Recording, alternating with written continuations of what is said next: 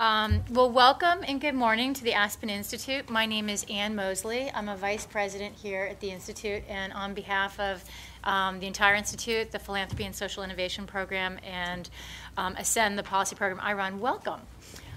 This is a fantastic conversation. It couldn't be more important. I'm thrilled that Aspen has the opportunity to partner with the Washington Regional Association of Grantmakers, a wonderful organization representing sort of 100 or more grant makers in the region.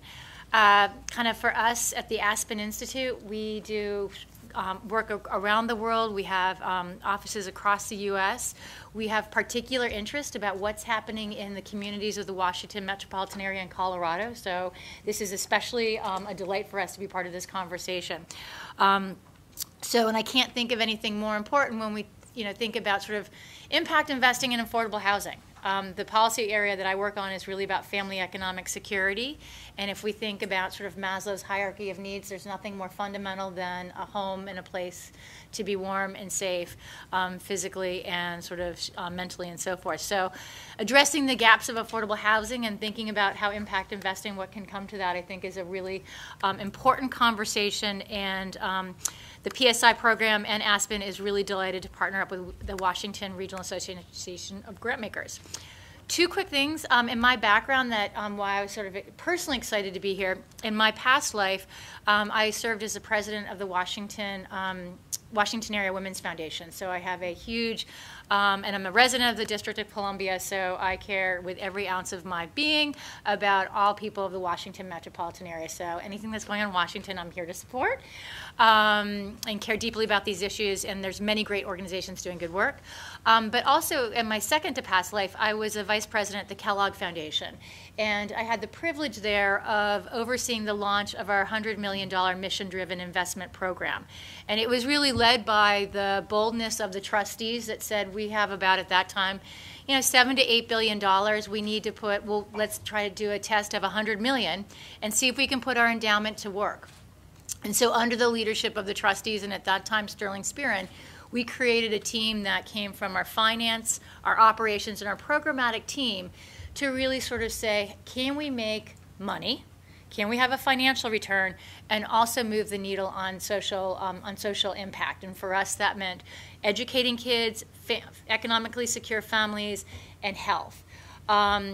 Just sort of funny, we launched in the year sort of 2007, 2008. We did our first play. It was a lot of investments in CDFIs, innovator banks, minority-owned banks, and we actually outperformed our finance team because we took a very safe route. We were highly insured. We made about 1% at that time, and so when everything else was crashing, our mission-driven investment portfolio actually outperformed our finance team, which we were very humble. We got lucky, but it was nice for us to be able to move quickly through a lot of the good work that had been created in the field, that we could actually, as a large institution, move $30 million within sort of an 18-month span.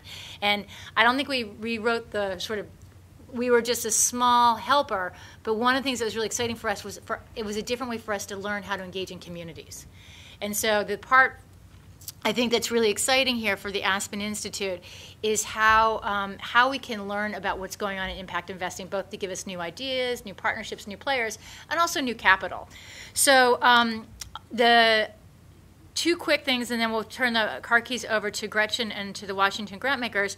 But the Philanthropy and Social Innovation Program here that I'm really privileged to partner closely with Jane Wales, who is another vice president here at the Institute, and Tracy Rutnick, her deputy, who is, many of you probably know Tracy. She is also a passionate person about the field of philanthropy and about the Washington metropolitan area from her time at the Fannie Mae Foundation and many other roles.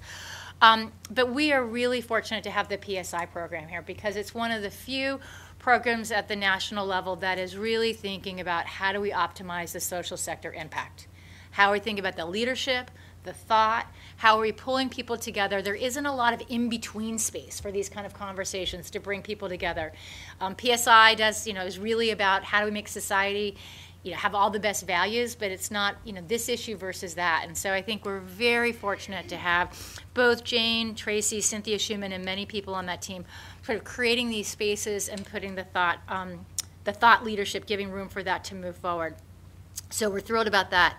one project, because I'm not going to be able to stay, unfortunately, for the whole day, but it's on the side table for anybody who's interested. Jane and I are partnering up with the Kellogg Foundation to do a special initiative. It's kind of a landscaping project looking at sort of if our goal is to really break the cycle of poverty and build family economic security here in the U.S. and certainly here in the Washington area, what have we learned from impact investing? And there's a lot of stuff already out there. We're trying to recreate anything, but we're really trying to look at especially what have we learned from market rate deals. And so it could be everything that would have been some of the lessons. And then we're also new tools like social impact bonds or other vehicles or some insights from PRI that there might be some different ways to look at it. To put that together in sort of a document that can help further the conversation, but also from a very practical level. So we put that out there as any follow-up that the Washington Regional Association of Grantmakers might be interested in. Some of you might be personally interested in. We're inviting thought leadership from essays from other people. It's really very much an open conversation. And so Tracy and Sandhya Deschetti, who are here, are both kind of leading that work, and they're happy to answer other questions. So with that being said, we're delighted to have this conversation here at Aspen. Affordable housing couldn't be more central. And Gretchen Greiner-Lott from the Washington Regional Association of Grantmakers, the vice president there, has a long background both working in public-private, working with foundations in general, especially the K. Fritz Foundation, which we all love here in the area. It's great to have you here, Gretchen, and thank you for allowing Aspen to be part of this. Good morning, everyone. Thank you all for being here, and thanks, Anne, for that welcome and introduction, and obviously great grasp of what we're all about here today. And as Anne said, my name is Gretchen Greiner-Lott, and I am the Vice President of the Washington Regional Association of Grantmakers, which is a mouthful. So we like to call ourselves RAG, and you're more than welcome to do that. You're still allowed to. You're allowed to now. For a while there, we kind of weren't focusing on the regional piece of our name. It just said Washington Grantmakers, but we think the regional piece is very important, so we have inserted that back, and we are emphasizing that now, so we like to say the whole name or RAG. So we are a nonprofit membership organization of about 100 foundations, corporate giving programs, et cetera, here in the Washington region. And we strive to help funders achieve greater impact with limited dollars and ultimately to create lasting positive change in our region. And that's really why we are here today, to learn how impact investments in affordable housing can create the positive change our region so needs. So for the past 2 years, just to kind of give you a little bit of background, RAG's board has been wanting to look at philanthropy's role in the issue of affordable housing in our region, and especially given the end of both Fannie Mae and Freddie Mac Foundation's philanthropic giving. So as a result, the RAG board asked us to create the Affordable Housing Action Team, which is made up of members of RAG, some of whom are here today. Diana Meyer from City Community Development is here. Now I'm kind of trying to see who else is here. I think David Bowers will be here a little later from Enterprise Community Partners. Sylvana Straw from the Community Foundation will also be here. And Vivian was going to be here, and I'll tell you about that in a moment, but she is also on our AHAT. Currently, the main focus of the AHAT, or the action team, is to help educate philanthropy on the issue of affordable housing and different ways to plug in and really make a difference, and how housing connects to other issue areas, and just how we can engage in this issue and make a real difference. So in addition to sponsoring programs like this one, we have produced several different publications focused on housing. In 2013, our annual giving report had a special section looking at the issue of affordable housing in our region and our members giving towards that, or what they weren't doing towards that. And you actually have a copy of that in your handouts in the bottom of your stack of papers. Also in 2013, as part of RAG's What Funders Need to Know series, we put out 2 different publications connected to housing. One on transportation costs, as well, and a second one on educational outcomes and their connection to housing. And these are actually on the side table if you are interested in getting them. The AHAT will continue to highlight our region's need for additional affordable housing and will work to engage philanthropy in this issue. And I'm glad that you all are here today to be part of this conversation and to join us in this endeavor. So I'd like to get started, but first, I'd like to alert you to the change in our panel, excuse me. Unfortunately, Vivian is sick today, but very fortunately, her colleague, Macy Jones, has stepped up to the plate and is here to tell us all about AARP's story. So thank you so much, Macy. And let's see, don't want to forget anything. Before I turn things over to our moderator, Michael Badakin, I do have a couple of thank yous to say. To Diana and Michael, I'd like to thank them both for being great thought partners and helping to put this program together and this panel together. To all our panelists, Allison, Lori, Warren, and Vivian, even though she's not here, because she did put in time and effort and was helpful in the planning of this, I want to say thank you. But I also, again, want to say thank you to Macy for stepping in to take her place. I also want to thank Ann and Aspen for being great partners today and hopefully on into the future. And a special thanks to Tracy Rudnick, who's also been thanked already. She's been a great partner, and we couldn't have done this program without her help. So, lastly, I would like to acknowledge that City Community Development has generously supported the work of the AHAT, and we are able to do this program today through that generous support. So thank you again to Diana. And now, I just want to remind all the panelists and those folks who will ultimately ask questions or be part of the discussion, you need to press the button on the microphone and make sure that it turns red so that people can hear you. And we will be video recording the panelist discussion, but not the follow-up discussion. So it's very important to have those microphones on. So now I want to turn things over to Michael Badakin from the National Housing Trust, and he will introduce the panel. Thanks so much, Gretchen. I do a fair amount of this, and I just want to say that introduction by both you and Ann was particularly good. And Ann, before you leave, I just want to really particularly thank Ann for her remarks early this morning.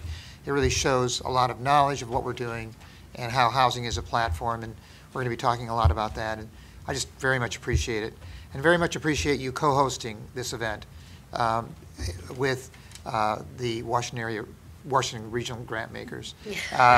It is a mouthful. My job here today is to try to help you all think about housing as an investment that you might want to think about making. And so I thought a lot about what I would think about if I were in your shoes. And so I'm going to do 3 or 4 things before I introduce the panel. I'm going to spend about 10 or 15 minutes kind of laying some groundwork. And then I'm going to introduce the panelists who are going to spend some time explaining how they each approach housing investment. And I thought it might be useful to just lay out some basic facts about what housing looks like in the region for all of you. Some of you may know this already.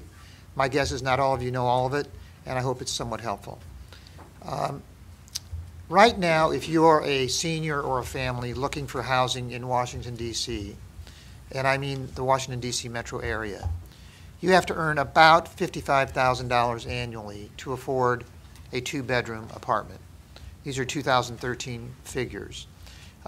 No surprise, not everyone earns $55,000 annually in this region.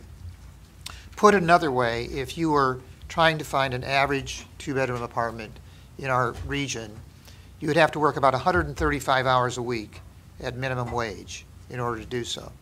So that begins to paint the kind of picture you would need to have if you were trying to find housing in our region. But often when I get into discussions with people who are not devoted to affordable housing, and not all of us can be, there's often a question in their minds, but isn't affordable housing just one of many problems we have in our society? There's health care, there's education, there's climate change, there's transit, and my organization or I focus on something else. And why should I really care about affordable housing? Because what does it really do? How does it align with what I do? And I'm going to spend the next 10 minutes trying to help all of us understand the connection between affordable housing and those fundamental issues. Ann said it best, Maslow's hierarchy. Basically, there's a lot of research out there, some of it put out by RAG and others, that demonstrates this unique connection between housing and these other issues, and why you might want to think about housing as not something separate, but something that aligns and integrates with what you already do. So I thought I'd start with healthcare, and I love this quote.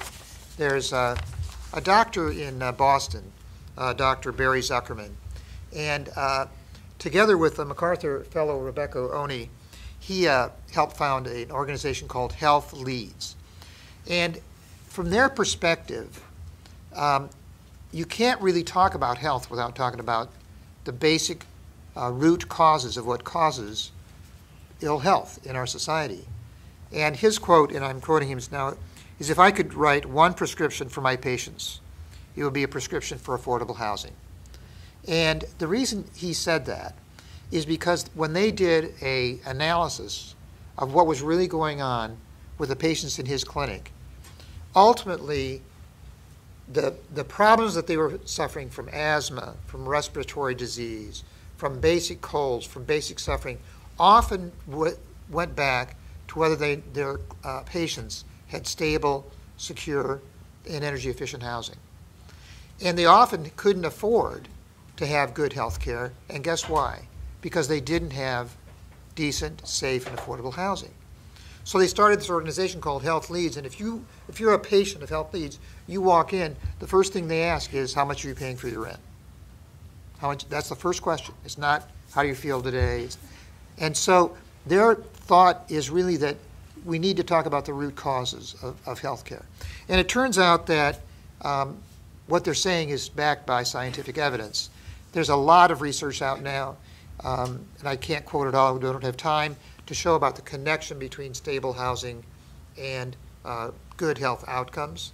My and most favorite example is the Southwest Minnesota Housing Partnership put up and Warren's familiar with this, put up a place called Viking Terrace in Southwest Minnesota, and they did a longitudinal study of all the children in that apartment complex, and they said, let's just take a baseline of what they're suffering right now, we'll rehab it, and we'll see how they do in the next 7 years.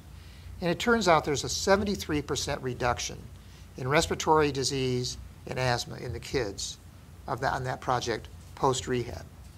So I can't think of a better example of how housing connects to healthcare. So I think, at a time when our nation is so obsessed with the Affordable Care Act, and we're the Affordable Care Act is kind of stumbling out, and we're trying to make sure, think about what we could do if we could have affordable, decent housing to reduce illness in our society, or at least reduce some of the impacts and health outcomes that are going on in our society. Education. Gretchen mentioned, and I highly recommend the document RAG put out about education and education outcomes. This is not news. This has been going on for almost a decade now. MacArthur's put out some research on education and affordable housing and the connection. One of the better studies that I actually liked was done by the Funders Network for Smart Growth and Healthy Housing. And it's an old study. It's a 6-year-old study. But they found 5 factors that showed the connection between how kids did cognitive development and whether or not they lived in stable housing. Again, something that seems somewhat intuitive, but really showed. And they showed the following. They said that kids who lived in stable and affordable housing showed lower levels of depression, had less developmental delays than their unhoused peers, and that stable housing reduced the frequency of moves. And my son is actually working at a urban tough school in Baltimore. And I was talking to him a little bit about, not this particular talk, but about the housing situations of these are really poor families in Baltimore. And one of the big issues there is people move, right? And the reason, the kids come into class, they leave class, they come back to class, and it's because they are moving, and guess why? Because they can't afford to stay where they are. And that is very disruptive. So he'll give an assignment, that kid will not turn in that assignment. So it happens maybe 5-6 times a semester because they are literally moving every place they can to try to make sure that they can live stably and in affordable housing. The other thing that was found is that children living in crowded conditions do much worse in their grades than do kids who live in housing that is not so crowded. And when you think about it, it makes sense. What happens in a crowded house is people are competing for beds. They're trying to figure out where to sleep. It's a disruptive place. It's hard to study. So it's important for us to connect these housing goals with education. And the flip side of this, and I see David just joined us, and Lori's going to talk about Enterprise. Enterprise and the Trust have a unique venture called NHT Enterprise. We own a property called Galen Terrace here in Washington, D.C. It's in Southeast D.C. We have an after-school program for all the kids in that school, in that project. Since we started that after-school program, the kids' education and their report cards have risen sixfold.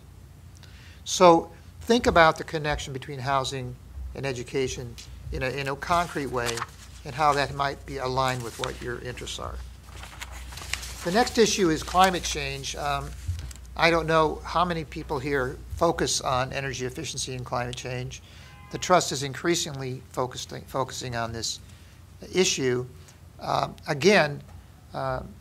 Just basic facts. 20% of the greenhouse gas emissions that we're producing in this nation are coming from residential housing. Energy efficiency turns out to be the one thing that rental housing can contribute that aligns with climate change goals. For the President just put out a significant Better Buildings Challenge. The Trust is a member of that Better Buildings Challenge to try to reduce emissions in our properties by 20% by 2020. Why is rental housing part of this discussion? So I assume everybody, well actually, how many people here have been renters in their lives? All right.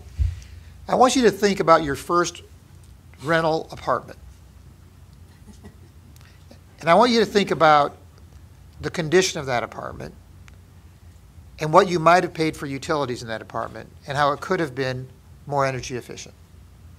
Because I'm going to tell you that 75% of the apartments in the United States are old, they're drafty, they're not energy efficient, and people pay more for utilities in those apartments than do the comparable people and do comparable households in energy efficient apartments. Renters make about half what homeowners make in the United States. That means renters are paying more for their utilities often in lousier conditions than do homeowners. And multifamily housing, ironically, is the place where now utilities are thinking, wow, we can invest in this stock and get much more of a bang for our buck for energy efficiency than in newer buildings.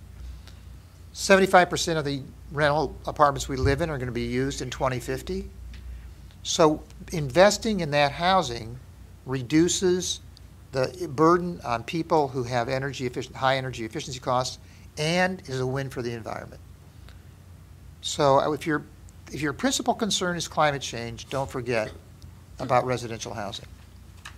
And then finally, transit. I was trying to do some basic research on this, and I came across some research from Reconnecting America, which does some great research on this.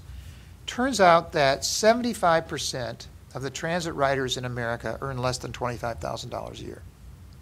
75%. So think about that. Those are the people, $25,000 a year, who need affordable housing the most. If they are not located in a place that's proximate to transit, they're going to have to, if they have to move further away, right? If they have to move further away, to figure out a way to afford housing, guess what? Transit systems are going to lose. If you're just looking at transit, if that's your only focus, transit systems are going to lose their chief ridership. So we should be thinking about how to preserve and produce affordable housing near transit, because those are the people without cars. They need transit. We want them on that transit. I was just in Denver the last 2 days, and MacArthur and other investors are invested in what's called the Transit-Oriented Development Fund in Denver and the region. And it is a tremendous resource for the what's called Mile High Connects to try to think through how they can save that housing near transit. Warren hails from Minnesota. There's a line, it's called the Center Line? Green Line. Green Line, that is essentially going through some neighborhoods where there's some affordable housing.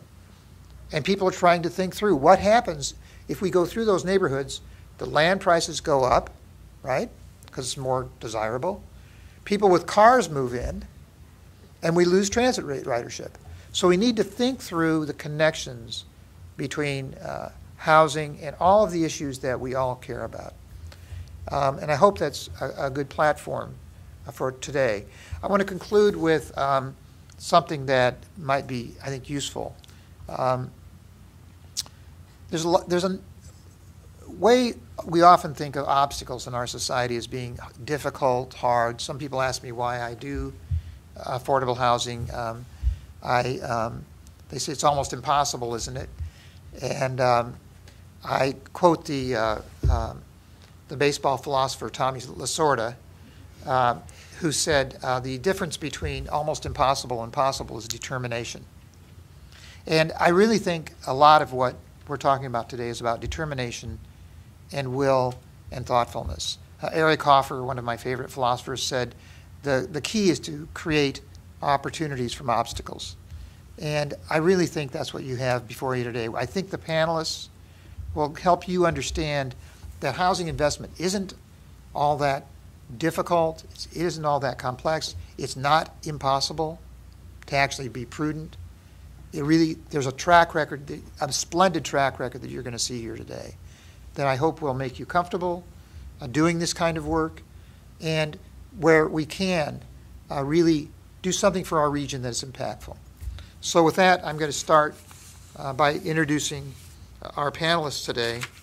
To my right, the first panelist, and I'm going to do it in order, is Allison Clark, who's the Associate Director for the John D. and Catherine T. MacArthur Foundation. And we have a tremendous set of panelists, but you know what? Each one of them has something about them that you don't know. You could read their bio, you could go on Wikipedia, and I promise you, you're not going to know the following about Allison Clark. In Allison Clark's first year at Harvard, her downstairs neighbors were Matt Damon and Jason Furman. Jason Furman is the... Who were roommates. Who were roommates. Thank you, we're roommates. Jason Furman, of course, heads the Council of Economic Advisors for President Obama. But more importantly... And Matt Damon's just some guy. I don't know, Matt Damon. It wasn't George Clooney, it was Matt Damon? No, okay. Matt Damon. She alleges they were great neighbors, and this is the key to the factoid. One of them clearly loved Milli Vanilli's song, She Drives Me Crazy, and they played it so loud that it came through the floor. So now you know that about Allison Clark. Nobody else. It's now on film. And with that, I'm going to introduce Allison Clark. Her bio is attached to the materials you received. I'm not going to go into this. She's been a great partner with the trust, been an investor in the trust, and Allison's going to describe how MacArthur approaches impact investing. Allison? Make sure I do this right. Good morning. Thank you so much for being here. Thank you to Aspen and City and to RAG for bringing this together. This is just wonderful, and I'm delighted to be here, both because housing is something that's very near and dear to my heart, and also because talking about impact investing is something that we do a lot of at MacArthur and try to help other foundations understand how to think about using different types of resources to support their grant-making strategies beyond just pure grant dollars. This short story on MacArthur Foundation, many of you are probably familiar with us. We're one of the larger foundations in the United States. We've been engaged in making program-related investments for about 30 years. At this point now, we have one of the largest portfolios of PRI loans in the country. We have a commitment from our board to make up to $300 million in PRIs. Our high water mark, which was probably a few years ago, was about $280 million. We've now had some PRIs repay, so we're at about $245 million. And we're actually in the process of looking across our portfolio to think about ways to develop new strategies to try to use the capital that we have in the PRI group to try to support grant-making activities. But let me take just a little bit of a step back, and I apologize if any of this is things that you already know, but I think it's important when we talk about PRIs, and I'm using PRIs specifically. I know that we're talking about impact investing. Impact investing covers a broad range of activities, including mission-driven investing, mission-related investing. At the foundation, we historically have been engaged primarily in program-related investments. We are now in the process of expanding that. Our board has challenged us to try to think about ways to use mission-related investing, which I can talk about as well, as part of our strategy. But the history that I'm going to talk about specifically related to affordable housing has all been PRI-driven. PRIs, very simply, are tools that the IRS will let us treat as distributions in the year that we make the investment. So like a grant, we get credit for making a PRI the year that we make it. The trick is that, if I make a $5 million loan to an organization, I get to count that full $5 million. As that loan pays back, essentially then that increases my corpus again, so it's increasing the denominator. Which means that we have to, as a foundation, track, because $300 million, we're a $7 billion foundation, but still $300 million, as that money comes in and goes out again, we have to keep track of that for our 5%. But basically, the way that we use PRIs at the foundation, it sort of falls into 4 different categories of investments that we make. We make loans directly to organizations. Typically, that might be a nonprofit. Occasionally, it's a for-profit. And that, again, is to support some kind of a charitable program that we have decided, or strategy that we at the foundation have decided that we are committed to. In the case of my portfolio, and I'm primarily responsible for the housing portfolio within our group, which is about half of the $245 million that we have outstanding, a little more than that. The majority of those loans were made to nonprofit housing organizations like Michael's that are specifically engaged in the preservation of existing rental housing. And I'll talk a little bit more about that once I get into the housing work. But it's important to note that the loan, when I make a loan to a nonprofit, I'm making it to an organization like Michael's at the parent level, so National Housing Trust Enterprise, not to a specific project. And I get asked that a lot, so I try to sort of really highlight that, because the goal of making a loan to an organization like Michael's is to create equity-like capital within his organization that he can use to compete with for-profit developers who are interested in acquiring properties and removing them from the affordable housing stock. So that's one type of investment, is making a loan to a specific nonprofit.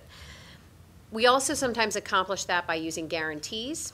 So sometimes, particularly in cases where we're trying to leverage other financial resources, I might if I don't want to make a loan directly, but there's a private sector, a bank, a pension fund, sometimes it's a public agency, wants to make a loan to, again, an organization like Michael's, I might provide a guarantee for that. So we have a program in the city of Chicago that was related to some foreclosure activity. You might have heard of that. We have a number of our communities were not just suffering but foreclosure and abandonment of properties, but there was no new mortgage capital that was coming in to try to help any of those properties be reabsorbed. So we provided a guarantee to a loan pool that was put together with a number of banks to an organization called Neighborhood Housing Services of Chicago. And that was a guarantee, so we did not put any cash out the door at the time. $100 million was pledged by banks, and we agreed to take a certain percent of the loss in the case that any of those loans went bad. So that was a guarantee that the banks relied upon, that essentially we made to back up NHS's borrowing from banks. The third thing that we have used PRI capital at the foundation for has been to invest in community development venture capital funds. And those were equity investments. And those are a little bit different, and we have not, being candid, have not done any of those recently. But we did those about 7 or 8 years ago, and many of those CDVCs were focused on trying to employ hard-to-employ populations. Sometimes they were engaged in green or emerging technologies. We've had some interesting successes that have come out of those investment funds, including IGO and Zipcar, two car share businesses, as well as Tesla Motors.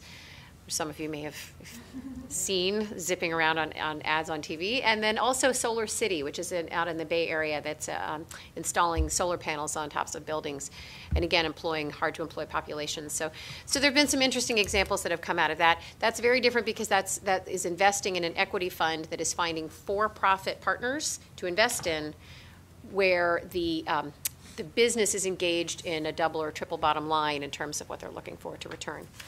And then the last thing I would say is that, and Michael alluded to this as well, one of the other things that we have used PRI capital for is to invest into structured funds, like the one that Michael was mentioning in Denver with our partner Enterprise on that, where there is capital that is brought forward from commercial banks, from nonprofit lenders, from public agencies, and then also from some foundations. And these tend to be somewhat complicated structures where you end up with different sources of capital in a senior position, in a junior position, and down to unsecured positions.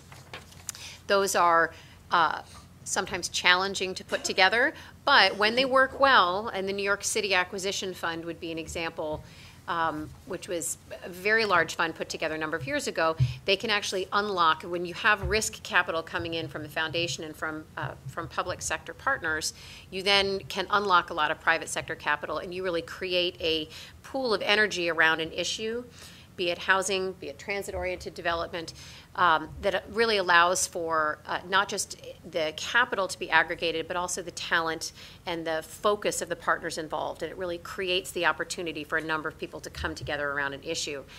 We in Chicago helped create a preservation loan fund a number of years ago. Now, we modeled it off of the New York City Acquisition Fund. For many reasons, I will be candid again, it did not work. We preserved a handful of properties, but nothing to the scale of what New York City had preserved. New York City, I think, has preserved, what, 10,000 units? I was going to say, I thought it was 11,000. It might be 10 or 11,000 units. We've preserved, I think, with this fund, maybe 500. It's just been a much less successful loan fund. However, the group of people that came together around putting that together is something we call the Preservation Leadership Compact. And that has become a really critical part of the housing landscape in Chicago in a way that we did not expect. And again, I think it was because the capital was the reason people came together, but they have stayed together because they realized that sharing and communicating information about the city's priorities, the county's priorities, the state's priorities, what are they hearing from the development community, what are they hearing from the energy community, what are they hearing from the tenant advocates, creating that forum for those people to come together has been extraordinary, and we're actually now wrestling with we're winding down the fund, but we want to keep the effort going, because just creating that common sense of purpose has been a much bigger deal, ironically, than the capital that we were trying to put together. So I think that, and I want to leave time for a conversation, but I think the thing that I try to, when I explain why I think PRI capital is important to complement our grant making, I would say particularly around an issue like housing, the capital markets, and by which I mean the private capital markets, will always have more money to put into issues of housing than the philanthropic community will ever have. And I think that's important to remember. And you would never want the philanthropic community to try to take on affordable housing all by itself. But there will be risks, and I worked in commercial real estate lending for a long time, and I worked at Fannie Mae before I came to the foundation. There will be risks in a market that's like housing that is driven by capital markets interests that are governed by perceptions of risk. Sometimes it's perceived risk, sometimes it's real risk, sometimes it's appropriations risk. And I think that our job, as we see it at MacArthur, is to try to partner with this private sector sources of capital to be able to say, tell me the risks you feel you can't take, and let me figure out if there's a way that I can help offset those risks. Because sometimes I actually feel, based on our underwriting and our understanding of an issue, that I actually don't think of it's as much of a risk as people may think. And I'll give you an example. We provided capital to an organization in Chicago called the Community Investment Corporation to make loans to unsubsidized owners of unsubsidized rental housing, to allow them to do energy efficient retrofits. The average, and no bank was willing to lend on this. And in fact, it was so risky at the time, that I actually made a non-recourse loan, which I don't like doing. But I said to CIC, I think this is important enough. I really want you to run this program, and I'm even willing to say if you lose all the money, you don't have to pay me back. Not only has that program been successful, it is now a $11 million loan pool. They have had one loss. They have helped owners of multifamily housing in the Chicago area retrofit over 10,000 units. It's the largest program of its kind in the country. The average per unit cost of renovations is about $2,500. The typical repayment of the loan is about 3 years. And the savings on the interest rate, the savings to the owners are typically upwards of 35%. That's an amazing story to tell. And I have actually now gone back and challenged CIC to say, you need to go get more money for this and grow your business. It was a third of the business that they did last year. And this is a very large organization, the CDFI in Chicago. And say you now have a story to tell because they've been doing this business now for 6 years. 6 or 7 years. You've done 10,000 units. You've lost one loan, and that was the whole building went bad. It was nothing to do with the energy. It was just there was problems with ownership and whatnot. I sort of feel like the money that we put into that loan fund was kind of R&D money, and that now we've proved to the capital markets this can be done safely. Now, I do not expect that a bank will come in and say, fine, we'll do the whole thing, because these are small loans, they're second mortgage position, there's challenges with them. But I think I might be able to get to a 50% credit enhancement instead of it being all my money. And that's great, and maybe 5 years from now, all they need is a 25% credit enhancement. But what it means is that I may start off taking the risky piece and then working with the private sector to say, okay, now let's try to figure out what risks you are willing to take so I can take my precious resources and go try to put it towards some other broken piece of the capital market landscape that we know needs attention. So I will stop there, and then we can go. But I just want to say one other thing to Michael's point about importance of housing. Chicago, as you know, where I'm from, we have had some extremely cold weather. I know you've had some here. The polar vortex, you know, when everybody threw the hot water in the air and it disappeared in a cloud, we did that in our backyard. One of the real challenges that people were having in Chicago when the school board was trying to decide whether to close the schools, the reason they were worried about having the schools open was because the children had a long way to walk to school. And that's a really stunning, but the problem is that on the other side, kids were at home in houses that had little heat. 85% of kids in Chicago are coming from low-income families. And I have to say, my heart, I have young kids myself, my heart breaks to think that that's the challenge that you have to face when it's, 15 degrees below zero. Warren, I know kids in Minnesota are going 15 below. But I think that these are the things that when we're thinking about why housing is important, nobody should have to, the fact that the school board had to weigh the fact that kids were either going to be at home in cold houses or walking through cold and waiting at bus stops to get to school is why housing is not just a bricks and mortar issue, but why it's something that really affects all of us and has to be something we think about much more systemically from an urban and a regional perspective. So with that, I look forward to your questions. Very well done. Thank you, Allison. So in keeping with our theme here of learning some things about our panelists that you won't find on their bios, Warren Hansen is the president of the Minnesota Housing Fund, and he's or Greater Minnesota Housing Fund, and he hails from Minnesota, and that's not unusual. And he's yes, there are people there. He's somewhat left-leaning, and that's not unusual. And he has two adult sons living here in Washington, D.C. One is working to raise the minimum wage in the state of Maryland, and the other is an arts funder at the Montgomery County Arts Council, proving once again that the apple or the liberal doesn't fall too far from the tree. And Warren has been a tremendous partner to the trust. Warren, I'd like you to talk a lot about how you got to where you are with your fund, how you developed it, and most importantly, what risks you take and how you're doing. Thanks.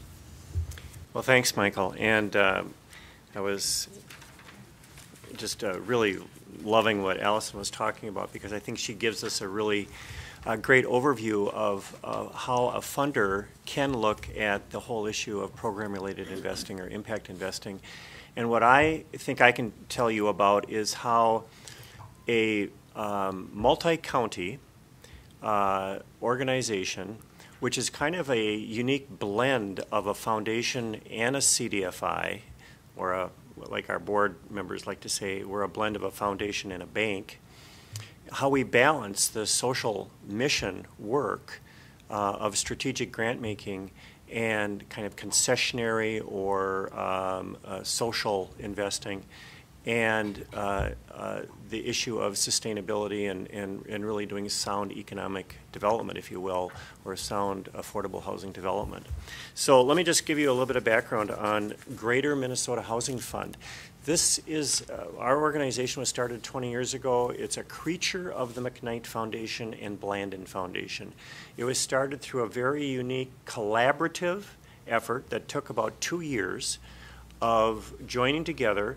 Ultimately, this went beyond two foundations, but they joined together and researched and studied and learned a lot about the affordable housing issue, much like the RAG process, I think, and formed a partnership to create this fund.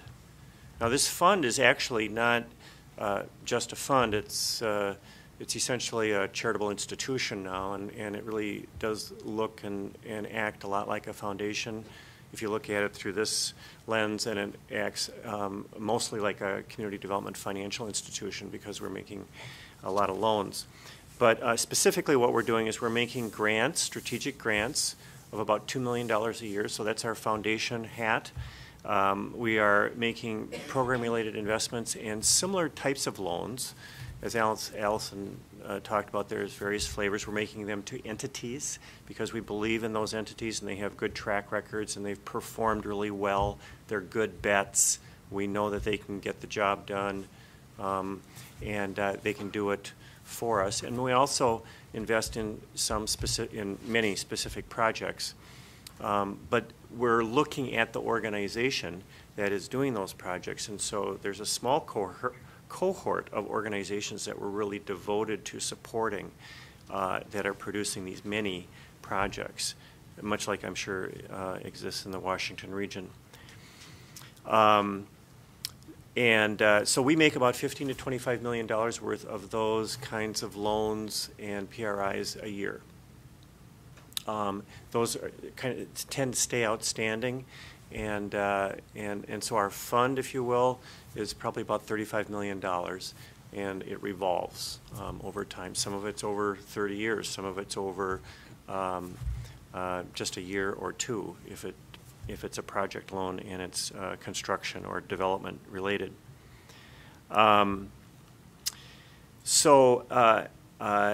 How did this happen? The largest foundation in Minnesota at the time, which was McKnight Foundation, about $2 billion in assets, and the largest rural foundation, which was Blandin Foundation, joined together.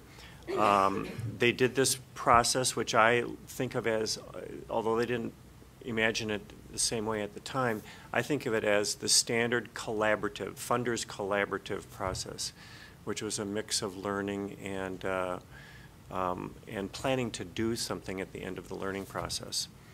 And what was the goal of this fund as it was sort of christened at the very beginning? It was to support the creation of workforce housing in areas of economic vitality. And that was because it started during the Clinton era. The economy was white hot, jobs were growing, and employers were having a heck of a time trying to find employees, and the vacancy rates were just zero. The wheel has kind of turned, and in many places it's that way again. It's beginning to become that kind of environment, that kind of economy, which is a good thing, but it really does bring home this question of how do we develop housing along the spectrum of need in these different economic times, even in the good times that we're perhaps entering now. To both Michael's point and Allison's point, the two foundations felt that it was important to invest in an intermediary, in essence, an entity that would handle a lot of these technical questions and deal with the strategic issues and the changes over time, and could be nimble, and could assemble the expertise on staff, and could partner with other institutions, banks, developers, nonprofits, local government, community organizations. And that worked. The Greater Minnesota Housing Fund has become, it's small, it has a staff of 12. They work very hard. Just as a side here, just to give you some more context, we've financed about 11,000 units of affordable housing over these 18 years.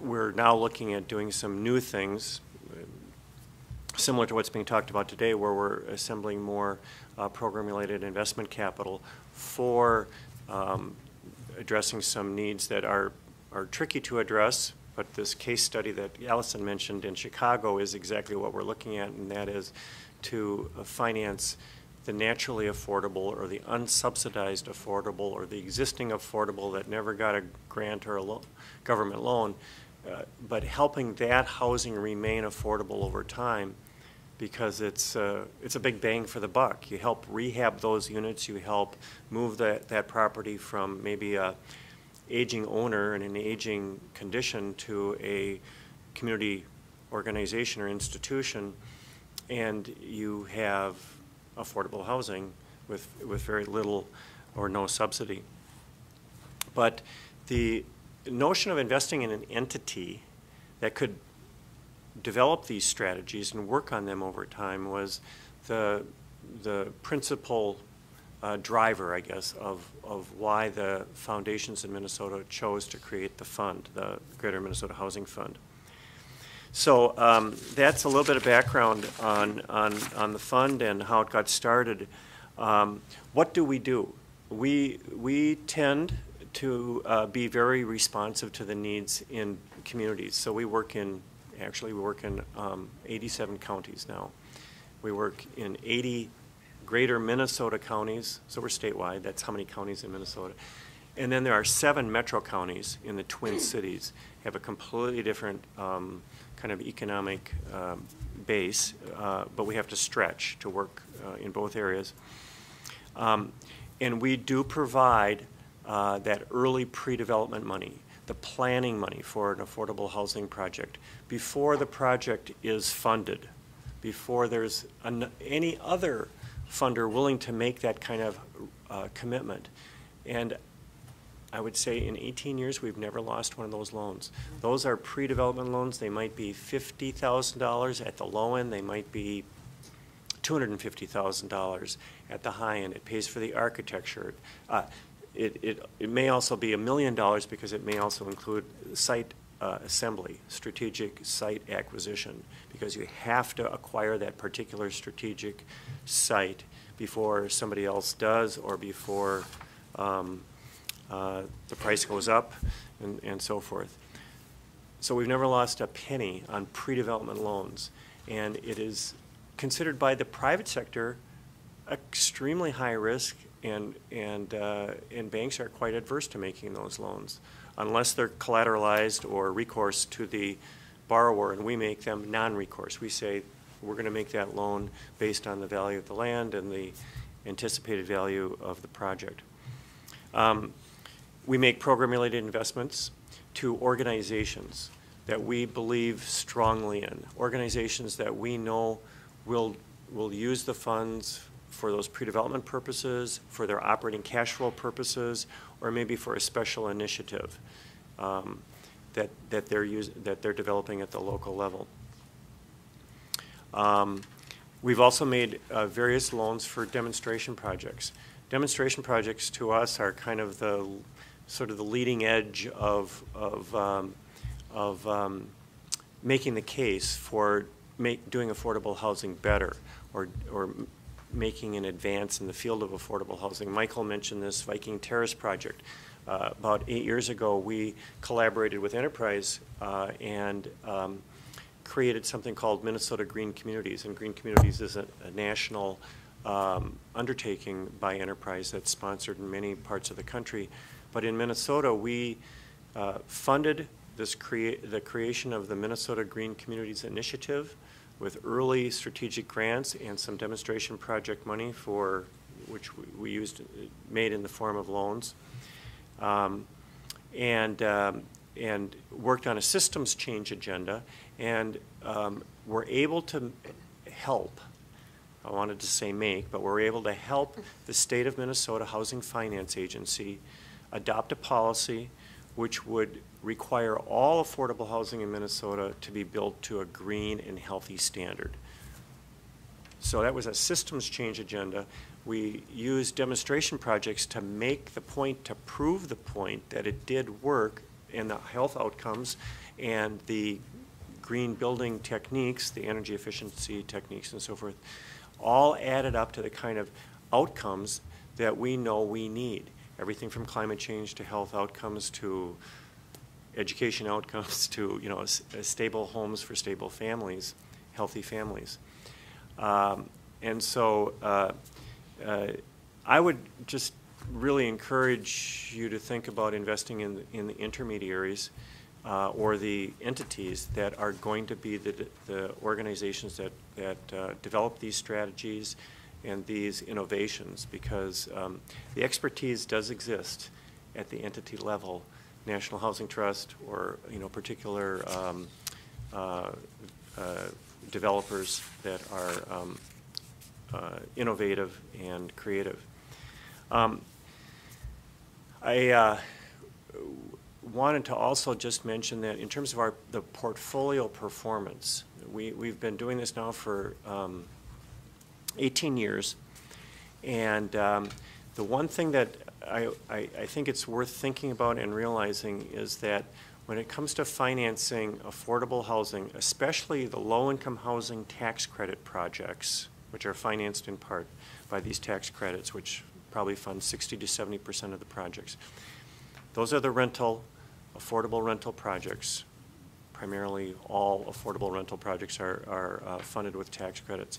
Because they're funded with tax credits, they are underwritten so well, so extremely thoroughly that the risk is really minimized. The investors, the syndicators, are underwriting those projects from every angle over a 17-year life of the investment, and they're just one of the underwriting entities. There are usually 5 or more entities underwriting these projects to make sure that they are sound investments, and they are.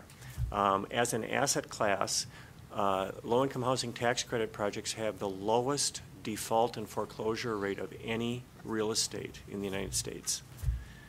And they are so heavily monitored. There's an incredible amount of compliance, and they make very, very sound investments. Now, there's other flavors of affordable housing that have, you know, a variety of different levels of performance, but they're all very sound because they all have multiple investors or lenders who are doing the underwriting on their own from their own angles, and essentially ensuring that the project. Now, what happens if a project ever goes bad? In Minnesota, those same funders and investors collaborate to correct the problem early. So it may involve some restructuring of the financing. It may involve some restructuring of the project with the rent structure and so forth. It may involve some rehabilitation and repositioning of the project. But these kinds of things are done in partnership among many funders. Then I want to maybe leave you with one last thought that it's an experience that we've had in Minnesota that we're trying to replicate in many other locations throughout the state. And it has to do with employer involvement in affordable housing. to jump to the chase, in Minnesota, we've been able to attract a little over $20 million from Minnesota employers to help finance affordable housing in their communities. And I think that Minnesota may be unique in this regard, but we have found a dialogue with employers. Sometimes they're major employers like Mayo Clinic or Polaris Industries or Marvin Windows and Doors and other employers like that. And sometimes it's Main Street or smaller employers. But we've been able to attract their participation in the projects. And typically they're not making a PRI, technically. They're making a concessionary loan, sometimes as low as 0%, more often something like 2%, so it looks a lot like a PRI. So we've been able, with the foundation dollars, to go to the employers, especially in areas where the workforce housing is in great demand, and say, we want to work with you, we want to help solve this problem. Can you determine a method here for your financial participation? And we've been able to do that in a dozen or more situations. And we're working on that again now as the economy heats up. I guess lessons learned, the kind of lessons learned that come to mind for me and for Greater Minnesota Housing Fund is that you can start small. Our fund started with a $50,000 planning grant and a commitment of $4 million from McKnight Foundation and $1 million from Blandin Foundation. And we've grown that over time to $130 million of grants and PRIs. Collaboration is another lesson learned for us. It really, really does help to collaborate. It helps the learning process. It helps spread the risk. It helps, I think, leverage each other's participation. You know, boards love to hear that other partners are involved, and it just strengthens the effort overall and helps bring it to scale.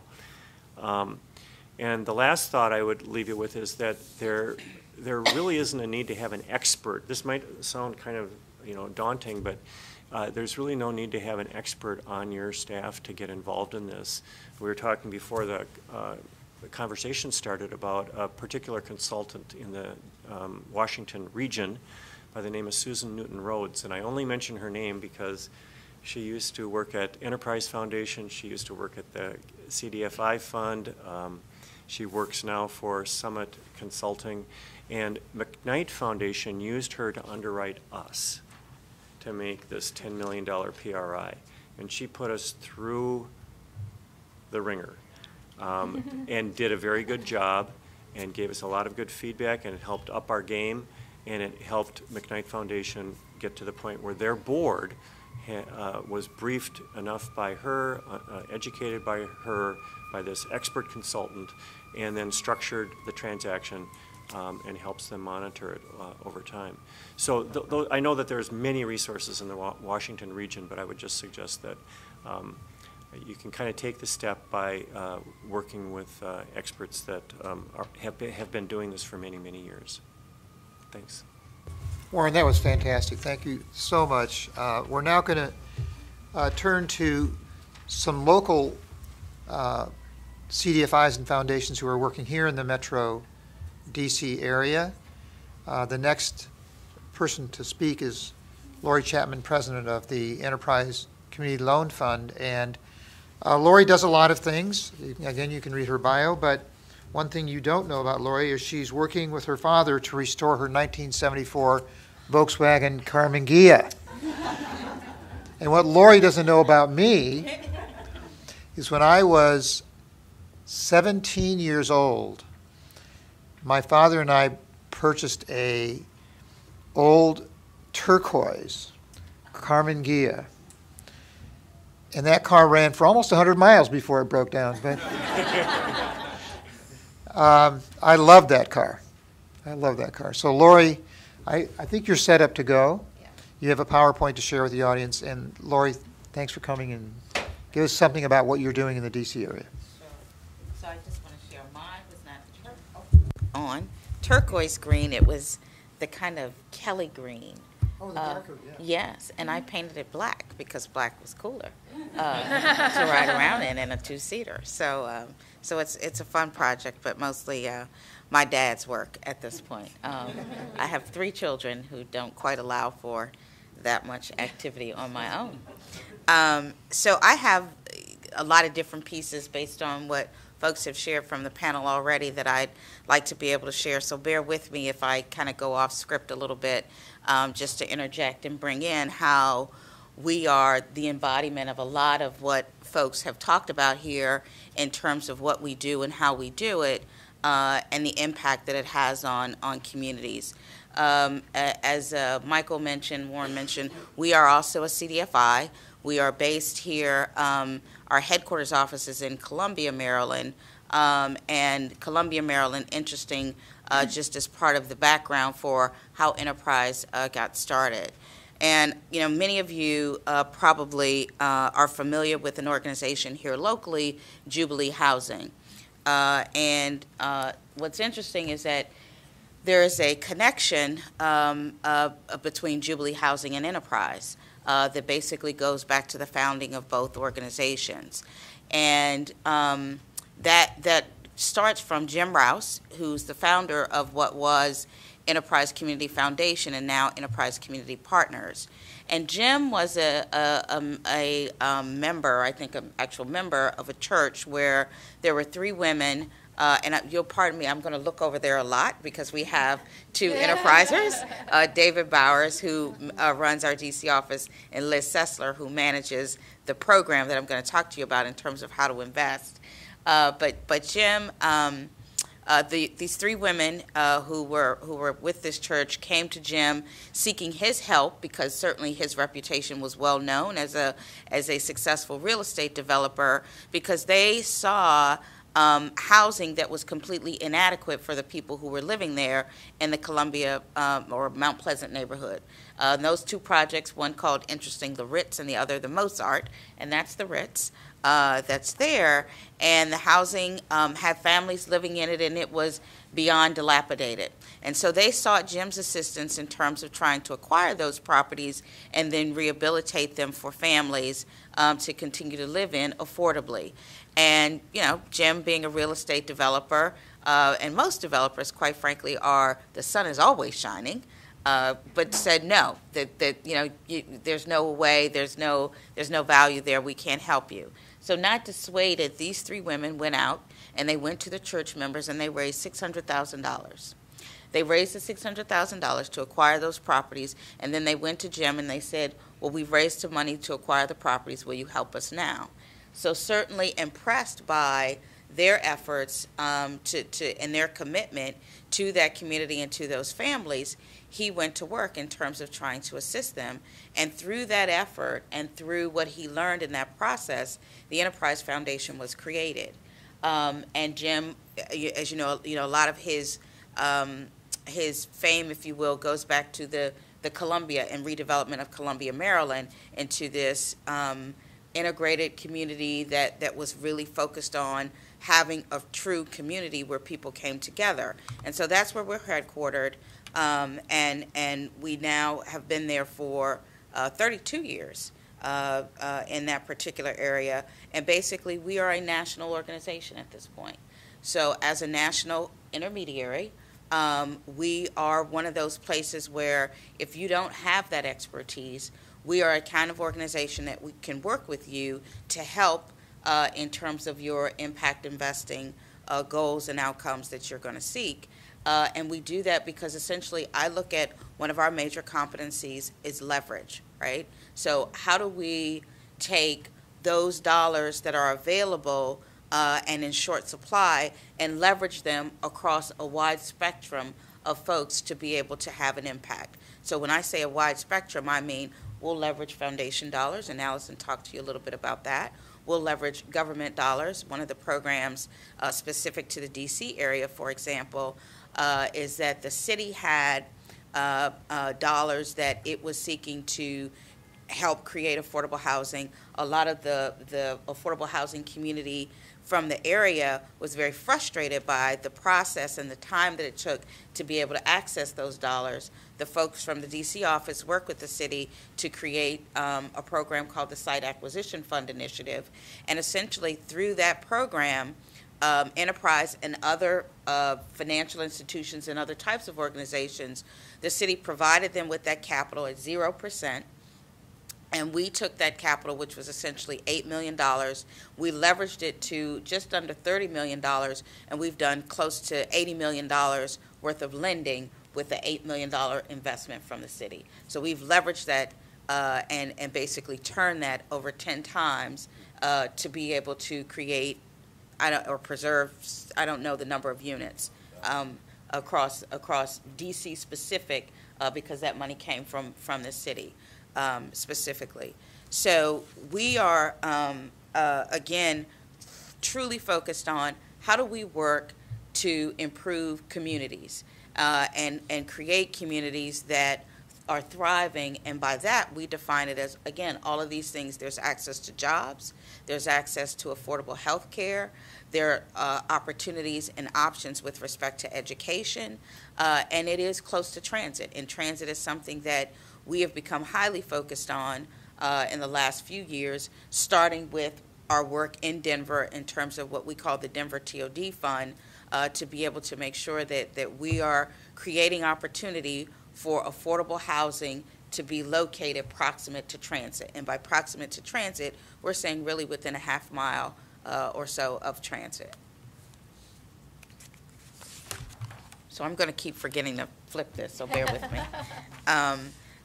I think we changed. So I want to go here just a little bit to talk about Enterprise specifically. So Michael talked a little bit about, again, the crisis that's for the metro area specifically, and you would imagine that that's truly a crisis that's across the country. A lot of the research that we've been doing and information we've been gathering indicates that there are 19 million people across the country that are not stably housed. And by that, we're looking at the fact that they're either cost burden, and by cost burden, it's saying that they're paying more than 50% of their income for housing, or they're one paycheck away from losing their housing. So that is truly a large-scale problem. How do we address it? We're working in all 50 states. Over Enterprise's 32-year history, we've invested $14 billion in both equity, using primarily the low-income housing tax credit, grants, through a variety of sources. Some of you may be familiar with Living Cities. We were a long-time partner with Living Cities in terms of putting those grant dollars out, and then loans. And loans occur both through the organization or the part of Enterprise that I manage, and I say the part because Enterprise is truly a family of companies that do a variety of things. But we also have even another mortgage company that does different kinds of mortgage debt for large-scale properties that are both multifamily and affordable as well as commercial. And through that $14 billion, over that 32 years, we've preserved or helped create over 300,000 affordable housing units.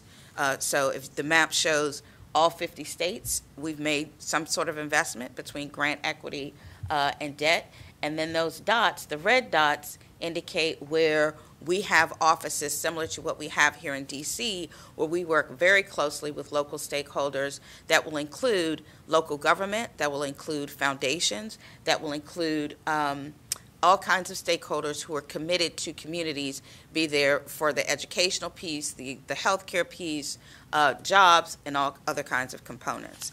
So again, our focus is how do we aggregate the capital and leverage it to have the greatest impact on a particular community. So back here. So how do we do that? And again, this is an option as we begin to think about how do we create the ability for folks of all facets to be able to invest in their communities. So in 2009, basically, as the financial crisis truly was beginning to take hold, Enterprise Community Loan Fund, and I'll talk a little bit about what that means as a loan fund in CDFI, and Warren certainly gave you some highlights of that. We had roughly 50 or so banks as our primary investors, right? Those folks who provide us with capital that we then use to lend to organizations on the ground who are creating and preserving housing. And as the financial crisis took hold, certainly there were lots of mergers. We've heard about those. There were also an equal number or a greater number of institutions who began to pull back from this kind of investing because of, again, the perceived risk associated with it. And so we were at a point, we were fortunate in that we had raised a substantial amount of capital before the crisis, but we also knew that the term of that was going to be coming to an end, and we certainly needed to diversify where we raised our capital. So we worked to be able to create what we call the Enterprise Community Impact Note. And that is an investment vehicle. It's a state-registered security that allows individuals, as well as foundations, as well as corporations, and basically anyone to invest in the work of communities that we, again, are functioning as the intermediary for that investment. So you invest in Enterprise Community Loan Fund, and then we work to basically put that money to work on the street, and on the street being in communities. So this here talks a little bit about what that note looks like. So for as little as $5,000, if you're an individual, you can invest in your community and invest. We use that word euphemistically because basically you're making a loan to me. I'm going to promise to repay you, and in the period that you are lending me that money, I'm going to pay you interest. And so that interest rate, depending on the term you choose to invest, can range from 1.5% to 3.5%. So since I guess we launched the note in September of 2010, we have raised at this point close to $15 million in that period of time. One of our largest foundation investors is the Seattle Foundation. And in fact, they were one of our earliest investors, and they put $1 million through the note. They bought a note. That's the way we talk about it. They bought a note for $1 million with a term of 10 years. And what we allow through that note is not only, again, for you to select your term and rate, but we also allow you to say how you want to invest that. And when I say how, that's generally going to be tied to either location. So Seattle Foundation was interested in using that investment for us to support activities in and around the Puget Sound region. And they chose a term of 10 years because what we helped them explain is that the thing that they were interested in, which was sustainability, environmental sustainability, specifically as it relates to water usage in that area, is that this is a long-term play. It's not going to happen in 2 years. It's not going to happen in 3 years. So here's what we're going to need to be able to have the impacts that you've talked to us about. So they looked at 2 tracks, right? Location, as well as what we call an impact area.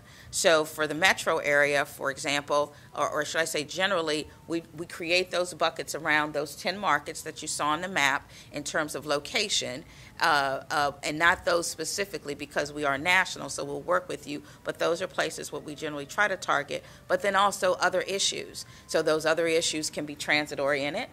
So we have impact note holders who are specifically interested in our transit-oriented work, which is not limited to Denver. We also have programs in Chicago. We have one in D.C., and David can, say something a little bit about that that we're trying to raise around. We have some around seniors, and Macy will talk a little bit about how AARP Foundation, they chose not to come in through the note, but directly on balance sheet, but they also were very specific about, and we want our investment to support what's important to us, which is seniors. So we have initiatives in addition to regional places where you can identify, here's how we want that investment to work in a particular community or with a particular population.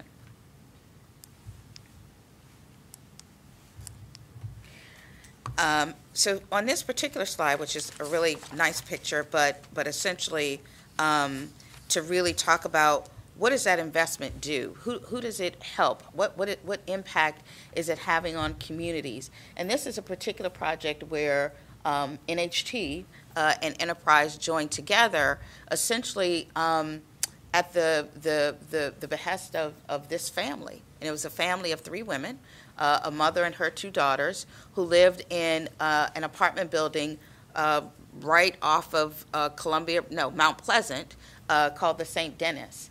And they had been living in this building, and it was at, again, the height of the market, where everything in D.C. was going condo or market rate in some form or fashion. And the landlord had sold the building, or intended to sell the building, and as part of that process, they basically stopped investing in that property. It was rodent infested. There were lights out. I think they at one point lacked heat. And eventually they were buying families or paying families off essentially to move out. But this particular family said, no, this is our home. We want to stay here. And in D.C., there's a tenant right to purchase law. And they have a certain window of time in which they can come or they can identify the financing needed to essentially match what a private buyer has put on the table. This particular family, understanding that they needed help to do that, I don't know how they were connected with NHT specifically. I have to jump in because Okay. we read about the story in the news, in the Washington Post on Saturday, and we went out and met with them on Monday morning. Yeah.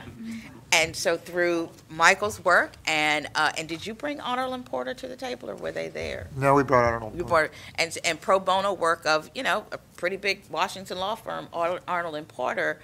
These 3 women fought back, and they kept their building. NHT came in to help them understand and basically lead through the redevelopment process, and our loan fund essentially provided the financing using that DC program, the site acquisition fund, to buy that building. And that building, I guess we don't have a before picture, but it was pretty bad. And unfortunately, in the time frame that it took to redevelop the building, the mom passed, but the 2 daughters are now back in the building, along with a host of other families that now have affordable housing. So that's what that investment does. It helps families like the Martinez family to be able to preserve housing that's affordable, located in a city close to transit, jobs, and all of those other pieces. So that's why the impact piece, right? And then we look at our impact in terms of not just what has happened with, we preserved, I don't know what this was, 74 units or something of that nature, but what happens to a community surrounding that? And with respect to that, we do what we call a social return on investment report. And we have a fairly large staff, or a growing staff, should I say, in our organization called Knowledge, Impact, and Strategy, where they go look at what is the impact of enterprises' work and what are those metrics demonstrating. And so this simply points out that as part of our work, for example, in the D.C. area, for every 100 new affordable homes, here's what happens. We create jobs. We contribute to the tax base. When I say we, meaning that investment, right? Your investment does this not just generating a housing unit for a family, but potentially generating income for lots of other families to be able to stay in a neighborhood or in a community. And we report that to every investor in the loan fund, whether you've invested through the note program or you're like AARP that has come onto our balance sheet directly, we share that information.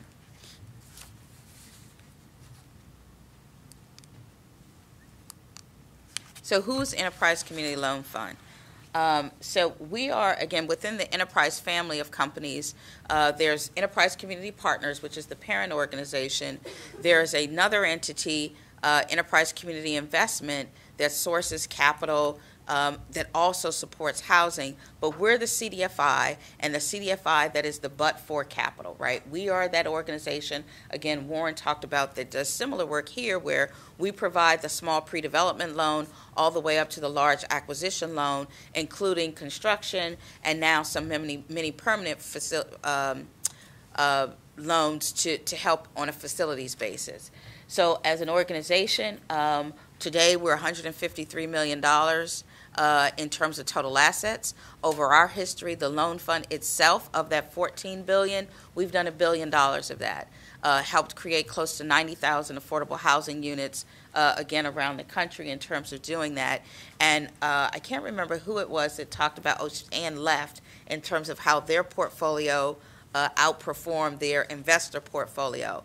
And we like to think that we always outperform the broader community, because at the end of the day, we're creating something that money just doesn't do in and of itself, right? It provides opportunity for people to have stability in their lives that, yes, money could help do, but sometimes folks are not in a position to be able to do that. We've done that. We've taken that perceived risk because at this point, I think that over 32 years, with a tax credit loss rate of less than 1%, our average loss rate is less than 2%. Quite frankly, it's 1.1% in terms of every dollar we've invested, is pretty phenomenal in terms of our ability to be able to say we've never lost $1 of an investor's money. We've never missed an interest payment over that 32-year history in terms of work that we've been done. So I'd say we're a pretty safe bet overall in terms of both being able to invest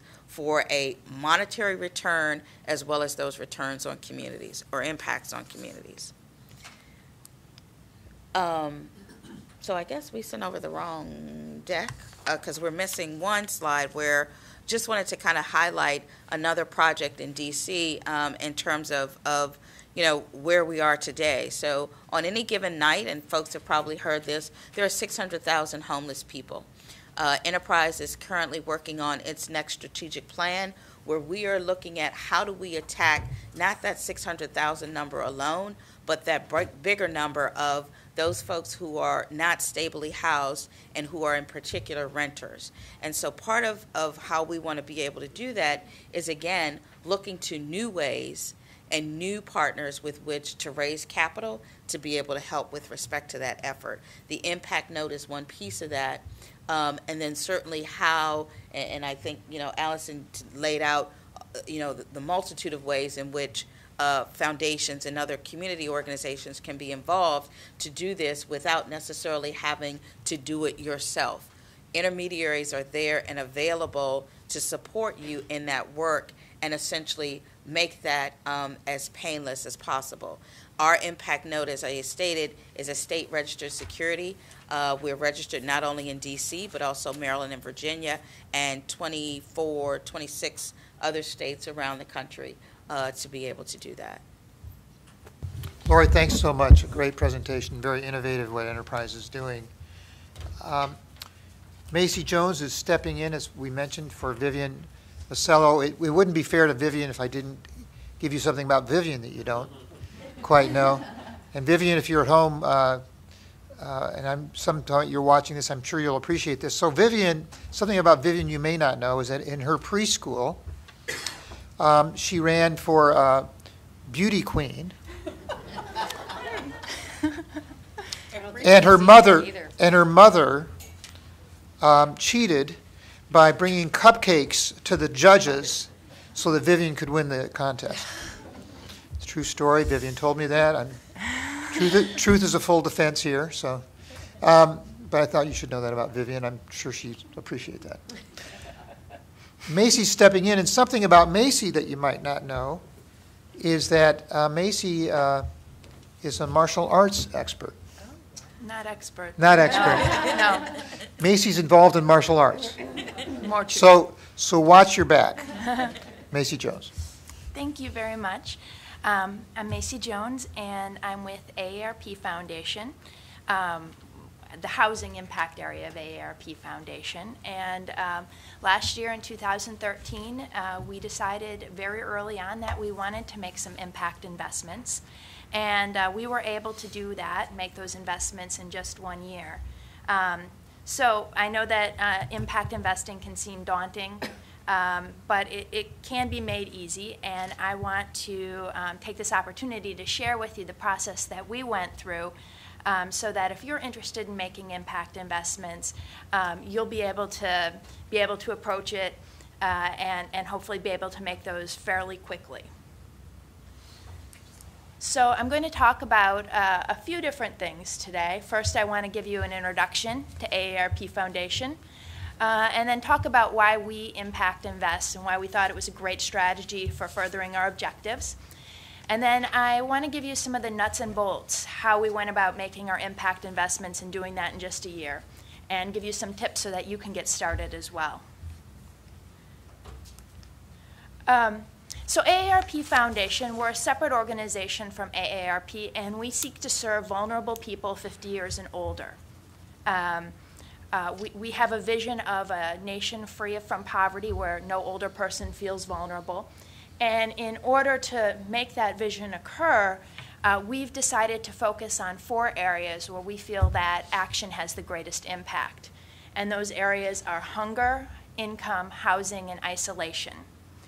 And I work in the housing group, and we are working to reduce the 19 million people that we know are 50 plus and live in unaffordable or inadequate housing here in the United States. Just a quick note, we are a public charity, we're not a traditional foundation, and so that makes some difference with our workings with the IRS as far as impact investing is concerned.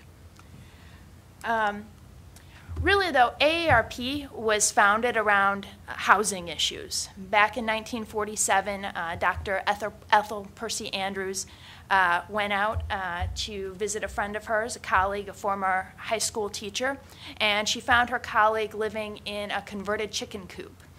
And she thought that this was completely intolerable.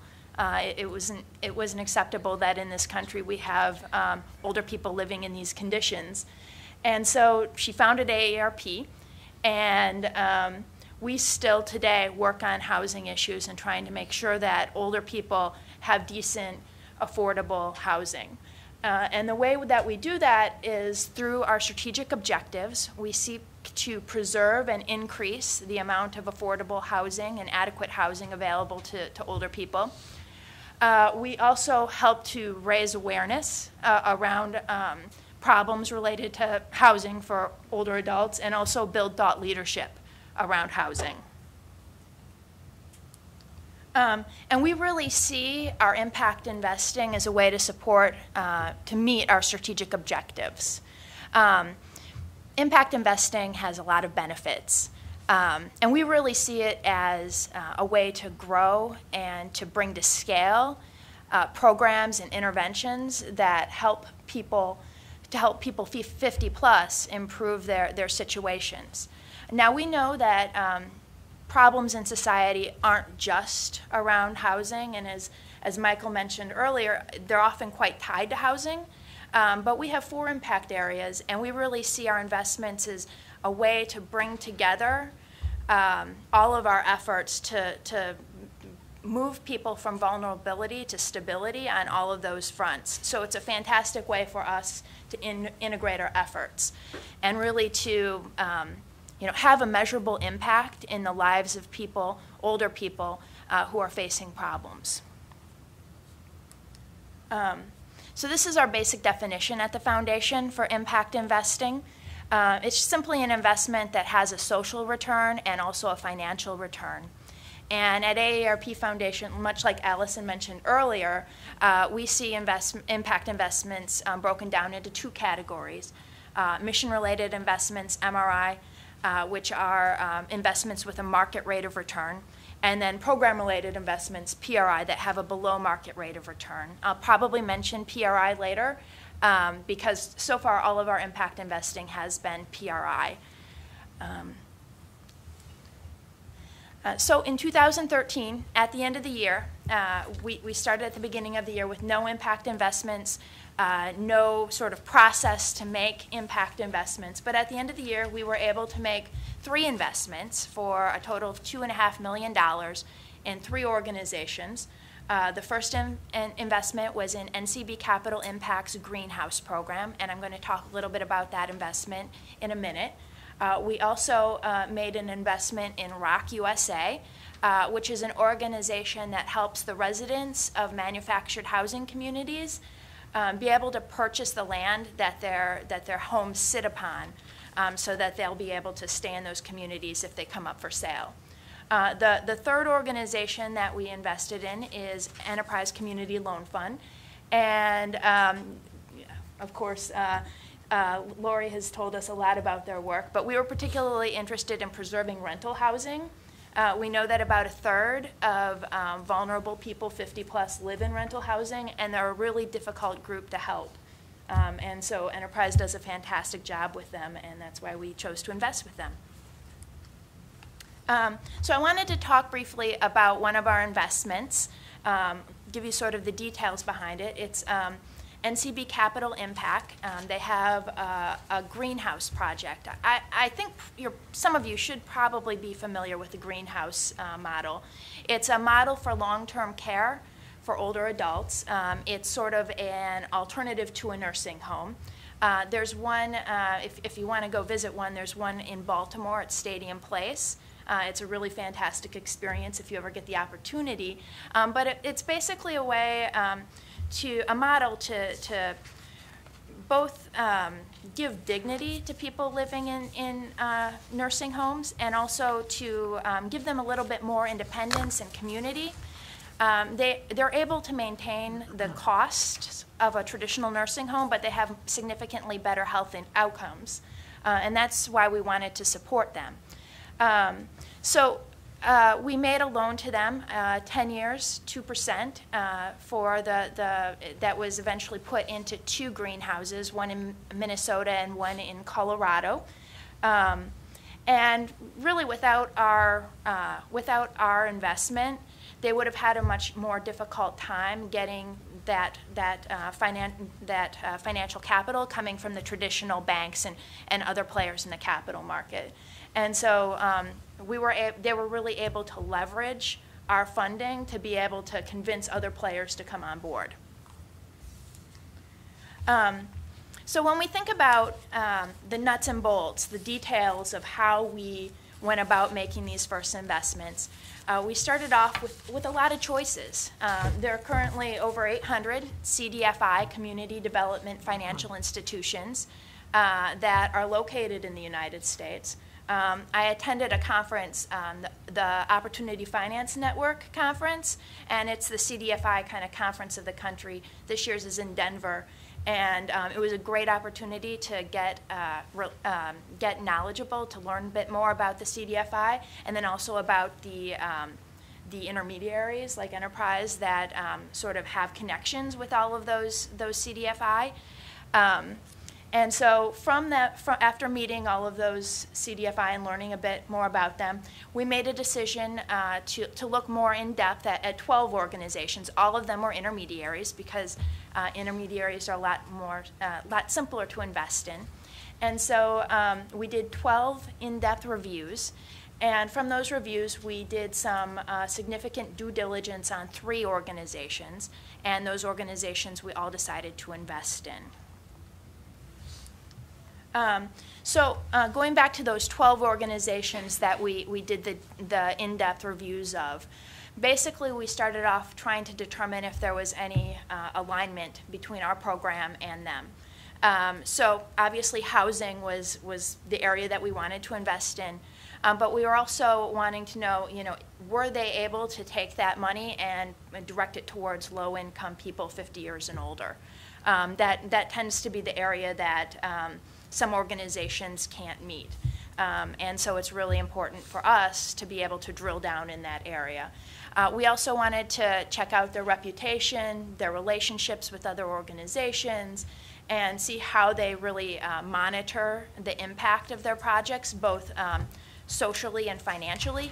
And we use the CARS rating system. I think it might have been mentioned before by Warren, but the CARS rating system, it's sort of like the Moody's or Standard & Poor of impact investments. It's a way for us not to have to do the really deep underwriting and due diligence and get a good sense as to the stability of the intermediary. Yeah, and the impact, exactly. And then we also wanted to think about the implications of the investment on our portfolio. So our first initial investments have been fairly conservative so far. But as we build a portfolio, of impact investments. We want to supplement our conservative investments with more risky investments and maybe more interesting investments in some ways. And so as we do that, we need to keep a look at our portfolio as a whole. So this is the first slide of a two-slide diagram of how we go about making our investments. This is how it's not complicated. Oh, it isn't.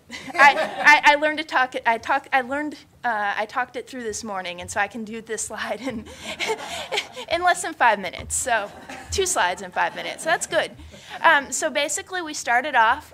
We did some targeted outreach to the 12 organizations that we were interested in, and we asked each of them to send us about 2 pages about how they would use our investment. It was really important to us to know that they were going to use our investment quickly, and we wanted to make sure that they had a pipeline of projects that were available for our money.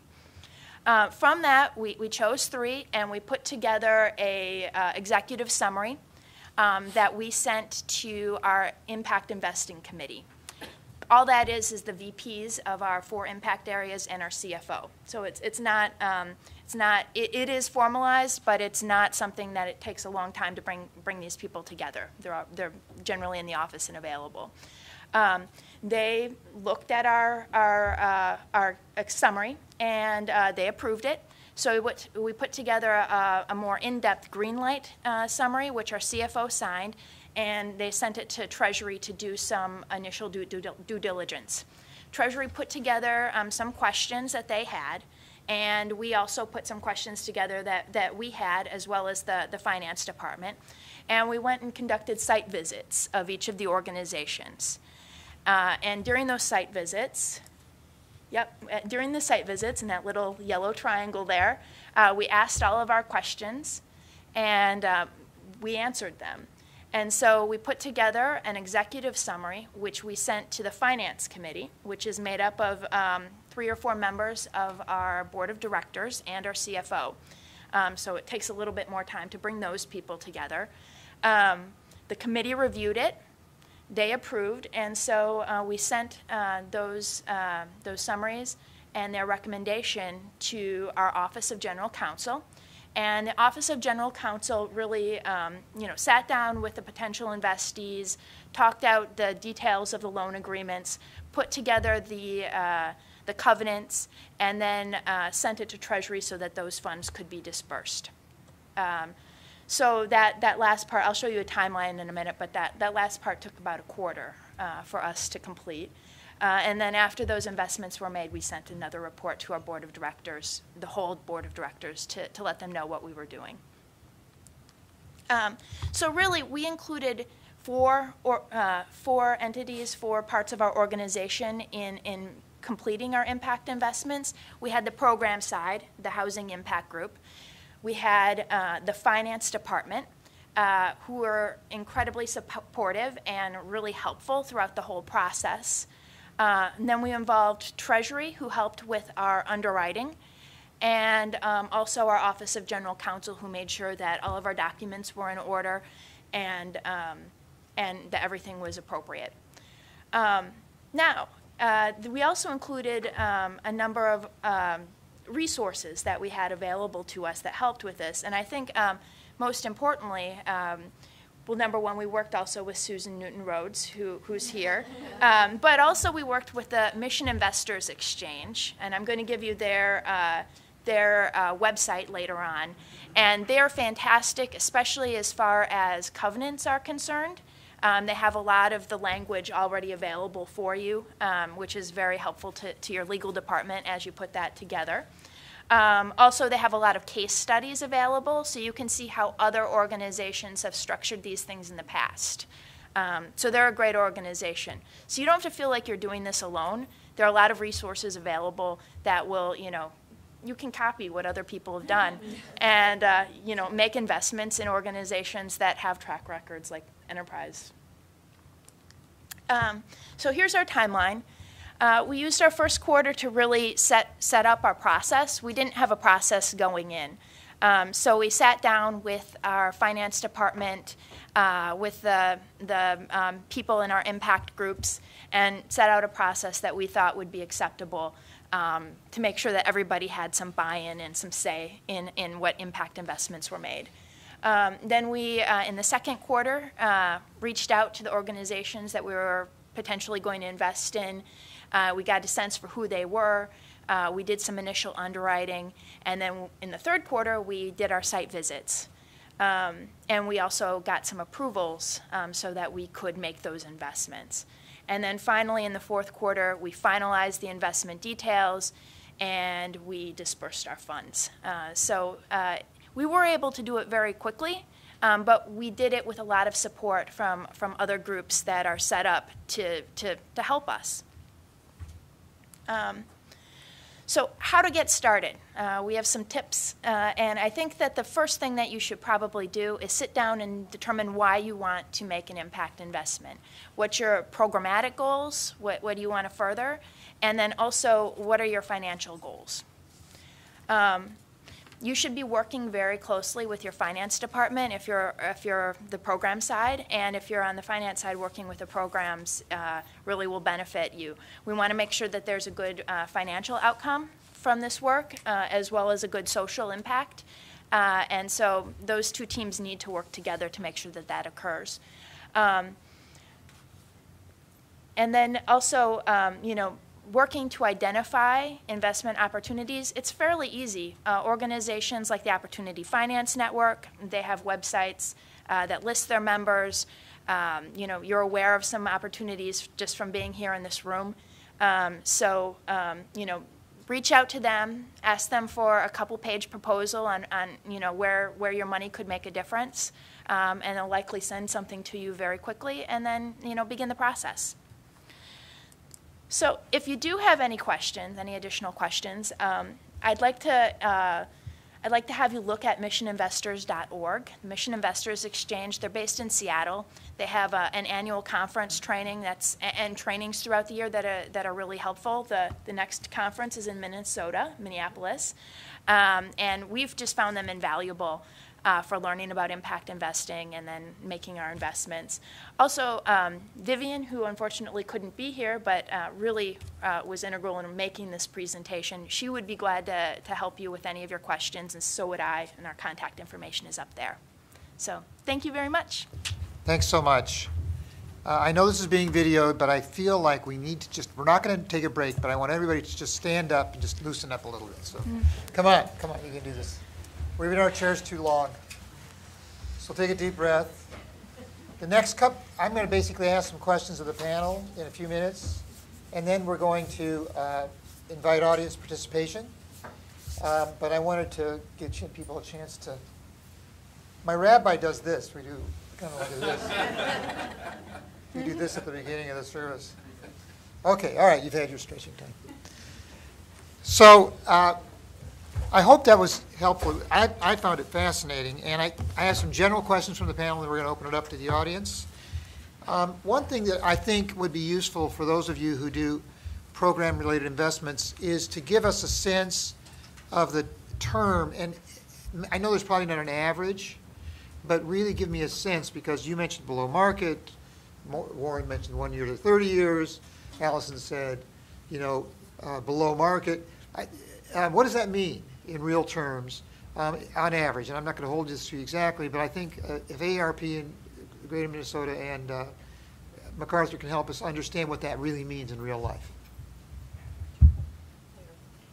Well, sure, I'll start. So at MacArthur, when we're structuring the transactions, typically the loans that we're making, and you have to be very clear that a PRI has to be something, in order to be treated as a charitable distribution for IRS purposes, it can't be made on terms that a profit-seeking investor would choose, because then otherwise that's not a PRI. So it has to be, in financial terms, a bad deal from the standpoint you have to take the most risk and get the least return.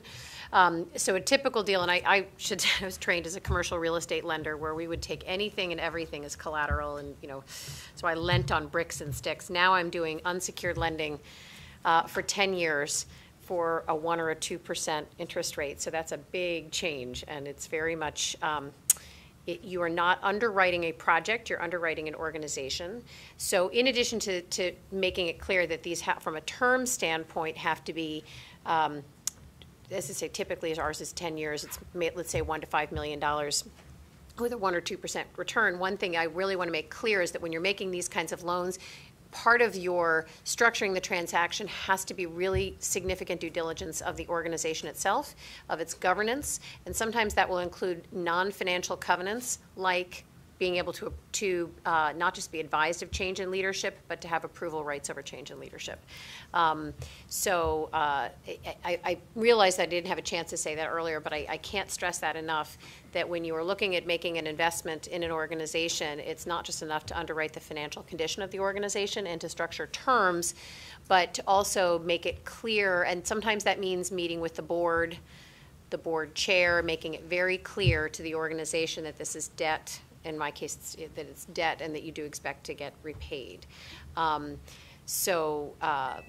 Otherwise, the actual terms of the deal may look relatively similar, but a lot of the work that goes into making these transactions and then monitoring them over the course of the term is much more hands-on, person-to-person interaction and not necessarily just governed by the financial documents. I would say that I'm going to speak to the situation in Minnesota. Basically, 99% of all of the PRIs that are made by foundations and banks, if you will, for EQ2s are a sort of a similar mechanism. They're called equity equivalent investments that banks make, are all at 2%. There is one entity, one bank, I won't mention their name, but their initials are Bremer Bank. And they have a 5% rate, and nobody borrows those funds. They had some gimmick at some point in time where they felt that a 5% rate for 5 years was a good, there was logic. And that might have been at a different time, but they've kind of stuck with it. So we've been working with them because we repaid one to try to bring that down. Now, when we make these PRI loans, because we have our own dollars and we relend and so forth, we're making our loans at anything from, and you won't believe this, but we're making them anywhere from 0 to 4%. And the terms? The terms, again, they would tend to be 5 years minimum. And the amounts? Amounts are in the no less than $250,000, and if we're doing a direct project loan, we've gone up to $8 million. Yeah, that's for projects. So yeah. So let's try to distinguish here, because Allison was talking about loans to entities, and you brought in, and it's important, loans to projects. If you don't mind, I'm going to try to bridge that for the audience. So among the panelists, the only group that invests in projects directly is the Greater Minnesota Housing Fund. And frankly, that's unusual among foundations in the United States. And it is not something that is, we're recommending necessarily or not recommending, but it's unusual. In general, program-related investments are to organizations or for lines of credit, things like that, at the entity level. And I'm only saying that because it does get tricky about how you invest in projects versus organizations, and it's a slippery concept. AARP? So as a public charity, we're not constrained by IRS rules, but we went in to this process thinking we'd make loans for anywhere between 5 to 10 years. At between 1.5% and 2.5%. We ended up making all of our loans for 10 years at 2%. Very helpful. Allison, I know that MacArthur does a lot of due diligence on organizations like us, in fact, a significant amount, but you also work with Strength Matters, and we haven't mentioned Strength Matters, and it might be useful for the audience to hear about Strength Matters and how that plays into both your due diligence and monitoring of your investments. Absolutely. So when you're lending to nonprofit housing organizations. You're really buying into the concept that these are enterprises that have the ability to earn revenue through development, through collection of rents, through providing management services to their own properties and maybe to other properties. But it is essentially a business venture. One of the things that MacArthur had been involved in a number of years ago, and a couple of folks have referenced the CARS rating system. I'm curious, have people in the audience ever seen or read a CARS report? So for those of you who have read it, and congratulations, because I know they're long. I have about this many on my desk I have to get through. That is something that the CARS rating system tried to create some standard benchmarks to look across the CDFI space to determine what were some best practices from a managing risk internally, as well as also identifying and tracking the impact of what you were doing, which really does let organizations like myself, like ARP, like Enterprise, I'm sure you use CARS ratings on other institutions that you're working with too. But I mean, the point is there's a variety of ways that both banks, foundations, and other partners use CARS systems.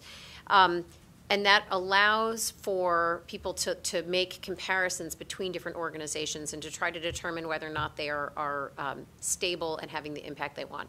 One of my favorite people in this field talked about the fact that every CDFI always saw itself as being preciously adorable within their own marketplace. And I think CARS tries to get past that, because I can't tell you how many times I work with an organization and the first words out of their mouth when I ask them a question, well, you have to understand we're different. Mm-hmm. Congratulations. Now what? Now we got to all get back in the boat and try to figure out where we're going.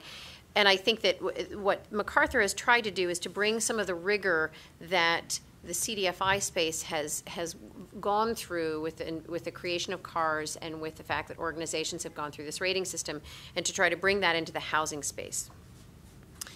A goal might be to ultimately end up with a CARS-like rating system for nonprofit housing developers. That scares a lot of people.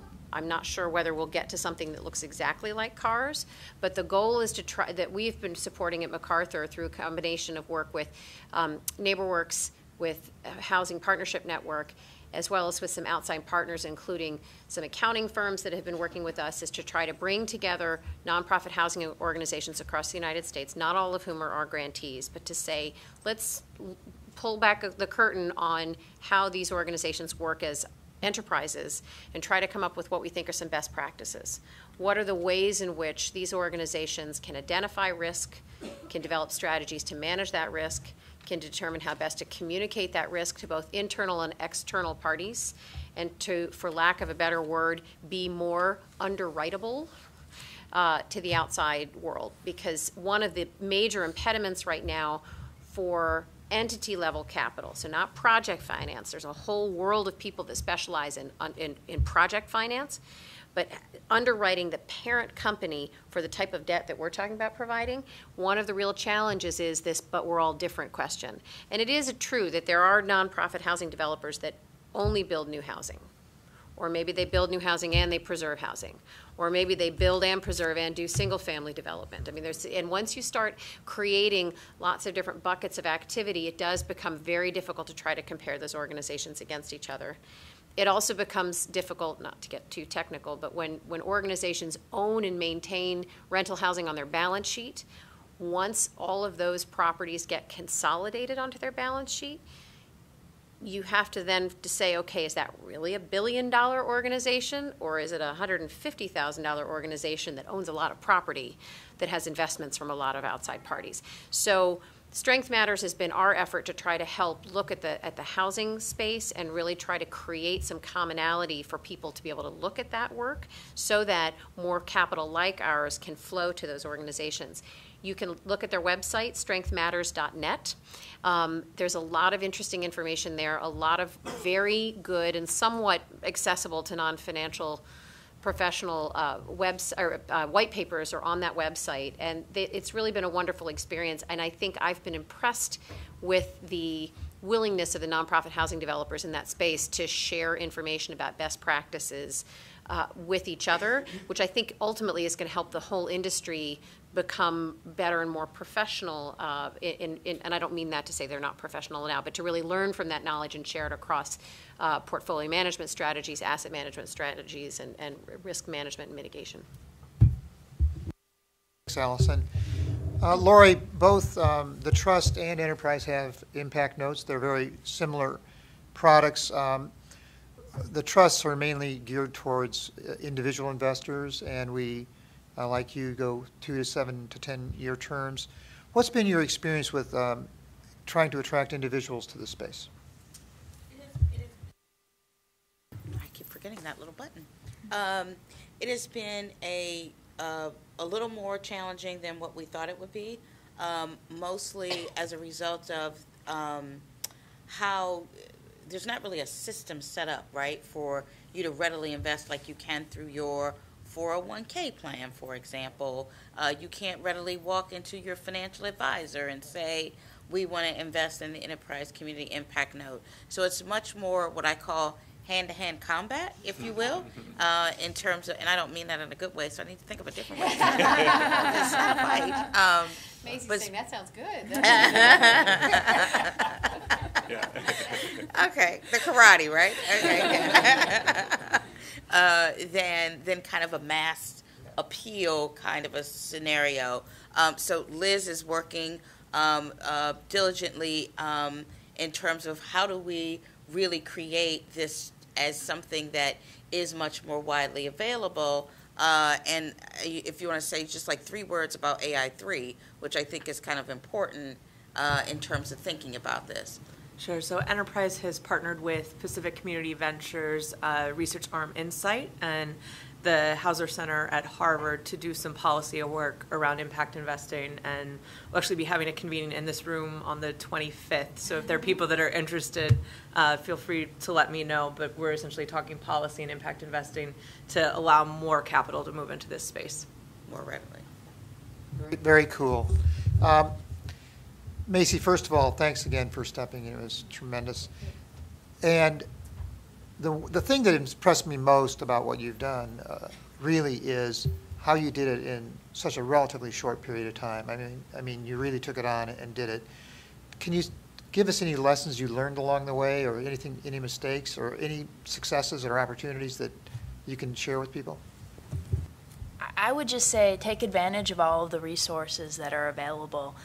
We didn't do this on our own by any means. We took advantage of other organizations that already exist and other resources that already exist, like CARS rating, like the Opportunity Finance Network, the Mission Investors Exchange, a consultant, Susan Newton Rhodes.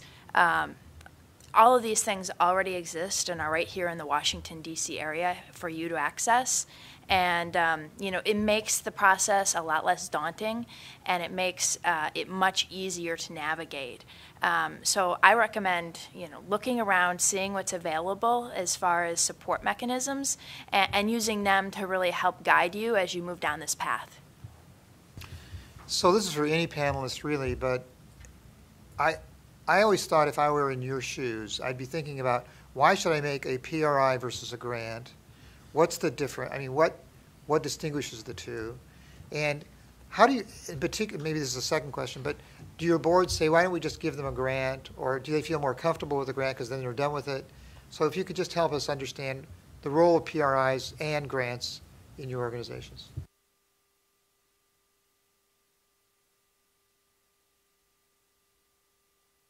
We do debate making loans versus PRIs quite often. Versus grants, I'm sorry. Versus grants, PRIs versus grants.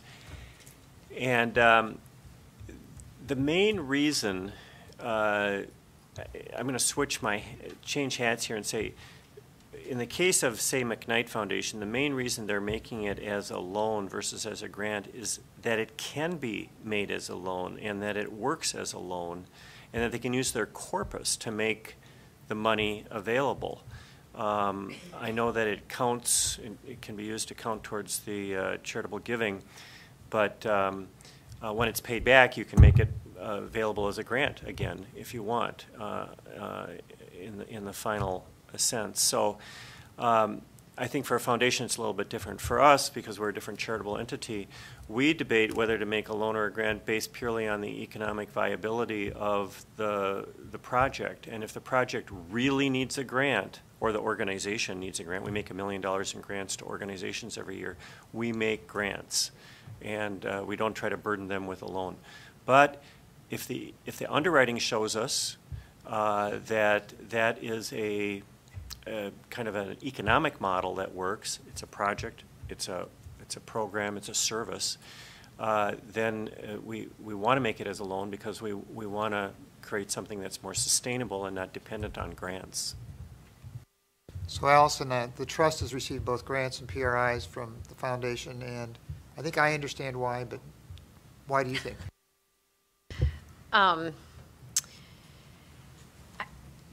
I think there's different types of, and we get asked this a lot. There are projects that receive grant funding because otherwise there's no other way for it to, I mean, there's no expectation that you're going to pay it back.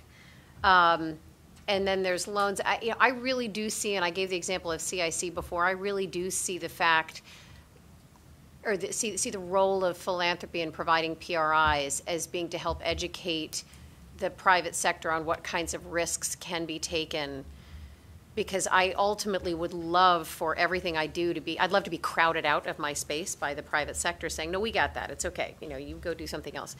Because there, again, will always, always, always be more money than in the capital markets than there is in philanthropy. I like to, the biggest challenge for me moving from the private sector to philanthropy was every job I ever had before coming to MacArthur Foundation, I was judged based on volume. Nobody ever said that's enough, don't lend anymore. At the foundation, it's just the opposite. We have a very little bit of money, and I have to figure out the most leverage I can get and the most impact I can get with the little bit of money, and then I have to go back to our president and say, please, please, please, I need more. So I want to prove to the market that I shouldn't have to be in that space so I can go take my money and go elsewhere. And I think by and large, we have, and somebody was making the point that their corpus or their PRI portfolio had outperformed the corpus. That did happen to us as well during the downturn. And in fact, we have lost less money in our portfolio overall. We had one organization of all the housing investments that we've made. We've had one organization go out of business, and frankly, they would have gone out of business even without the downturn in the economy. There were just other issues there. But I would say that one of the things, and this gets back a little bit to the prior question, I just want to highlight, when we first were engaging in the housing work, we did involve a consultant, Mary Vassis. We did structure who's fantastic, for those of you who don't know her. We did have an RFP where we invited organizations to submit proposals to us on how they would use PRI capital for the preservation of rental housing. We involved Mary to help do some site visits to vet the organizations. And some organizations, we were interested in what they were doing, and we felt they had a compelling story to tell, but sometimes there was some internal deficiency that we felt that the organization needed to deal with first before they could successfully borrow and repay a PRI. And I'll give an example one, because he would tell you the story himself, because he loves to tell the story. So Mike Pitchford from CPDC, they were one of the organizations that when they first came through the vetting process through the RFP, they had some internal challenges that they needed to address. So we gave them a grant, and Mike likes to say, Deborah Schwartz came to me and said, well, we don't think we're ready for a loan, but how about if we give you a grant? I can't remember how much it is. And you go work on these problems. And he said, okay, wait a minute. You're going to give me money I don't have to pay back? That sounds like a good deal. Sure, let's do that. But then they did ultimately come back for a PRI once they were able to deal with some of the things. And very often it might be systems issues. Sometimes somebody needs to hire a chief operating officer. Sometimes people need to build an asset management system. There's very often some identifiable things that you really just couldn't fund with a PRI. This is pure infrastructure. Deal with this and then come back to us. And so that's, I'd say, from our standpoint, where we've done that.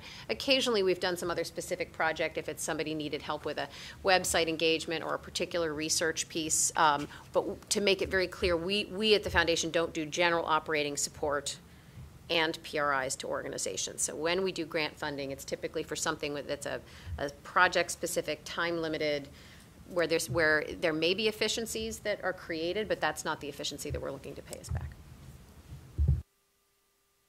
So I expect that some people in the audience, either on the video or here in this room, have boards who might think about this differently. They might not think of housing investing as being something that's central to what they want to do, but they might be somewhat interested in it. In your experience, when you're think back when you were starting to deal with your boards, maybe Macy can talk about this most recently. Was it the stories, the Martinez family story that drove them? Was it the financial expertise of the CDFIs? What really, if I'm a person that's interested in doing this with my board, how do I describe what I'm doing, and what do I lead with, and what have you found works? We were fortunate. Our board was extremely supportive of the whole idea. We have a former member of Enterprise on our board of directors, and so she was able to build a fair amount of support for PRI just because she was very much familiar with them. But I think when you really lay out, especially when investing in intermediaries, the low-risk nature of the investment, our board is 100% behind us making an impact in our community. And so, doing it through a PRI, it's really an easy proposition to find support for. You can go into the annual reports of any of these organizations that you might consider investing in and just pull out some of their examples and stories. And when you do that, I think it's fairly easy to make that case. Anybody else? Our board has been, again, we've been at PRI lending for about 30 years, so we've been there for a long time. But I will give the example that when we had a new president come onto the foundation a couple of years ago, and he really struggled to understand what it was we were doing specifically in the housing space and why there was this, what was sort of broken that we were trying to fix by using PRI capital. And the example I gave, and of if he remembers nothing else about housing, he remembers this, is there was a preservation deal in Chicago that Mercy Housing was involved in, that 100% occupied building that had a lot of veterans in it. And the problem is that the original financing that had been used to put this property together allowed for shared bathrooms. Now Michael's going to start to groan and say, oh God, please don't talk shared bathrooms, because you can't do a new tax credit project with shared bathrooms.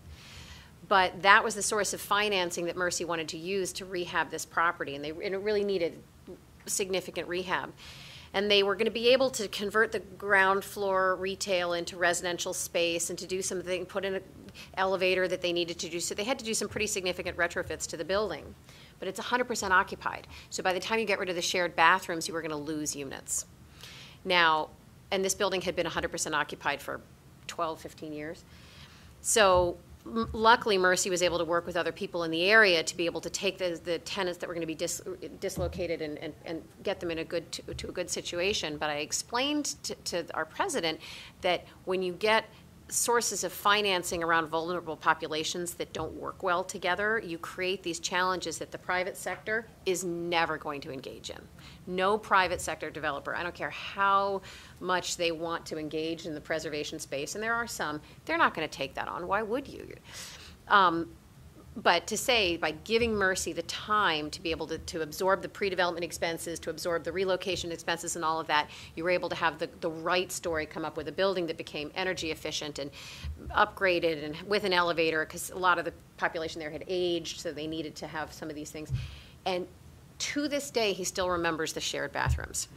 He doesn't remember the developer, he doesn't remember the financing challenges or anything like that. But the shared because from his standpoint, he was like, oh my God, we have veterans living in buildings with shared bathrooms. Yes, Bob, we do, but this is going to, so you this is on video, you realize. I understand that. He would tell you this story himself. But I do think it is interesting that you sort of sometimes it's the human interest story, but you often don't necessarily know what the piece is going to be that ultimately makes this story become sticky and relevant to someone. And so let's make this more of a conversation among those here.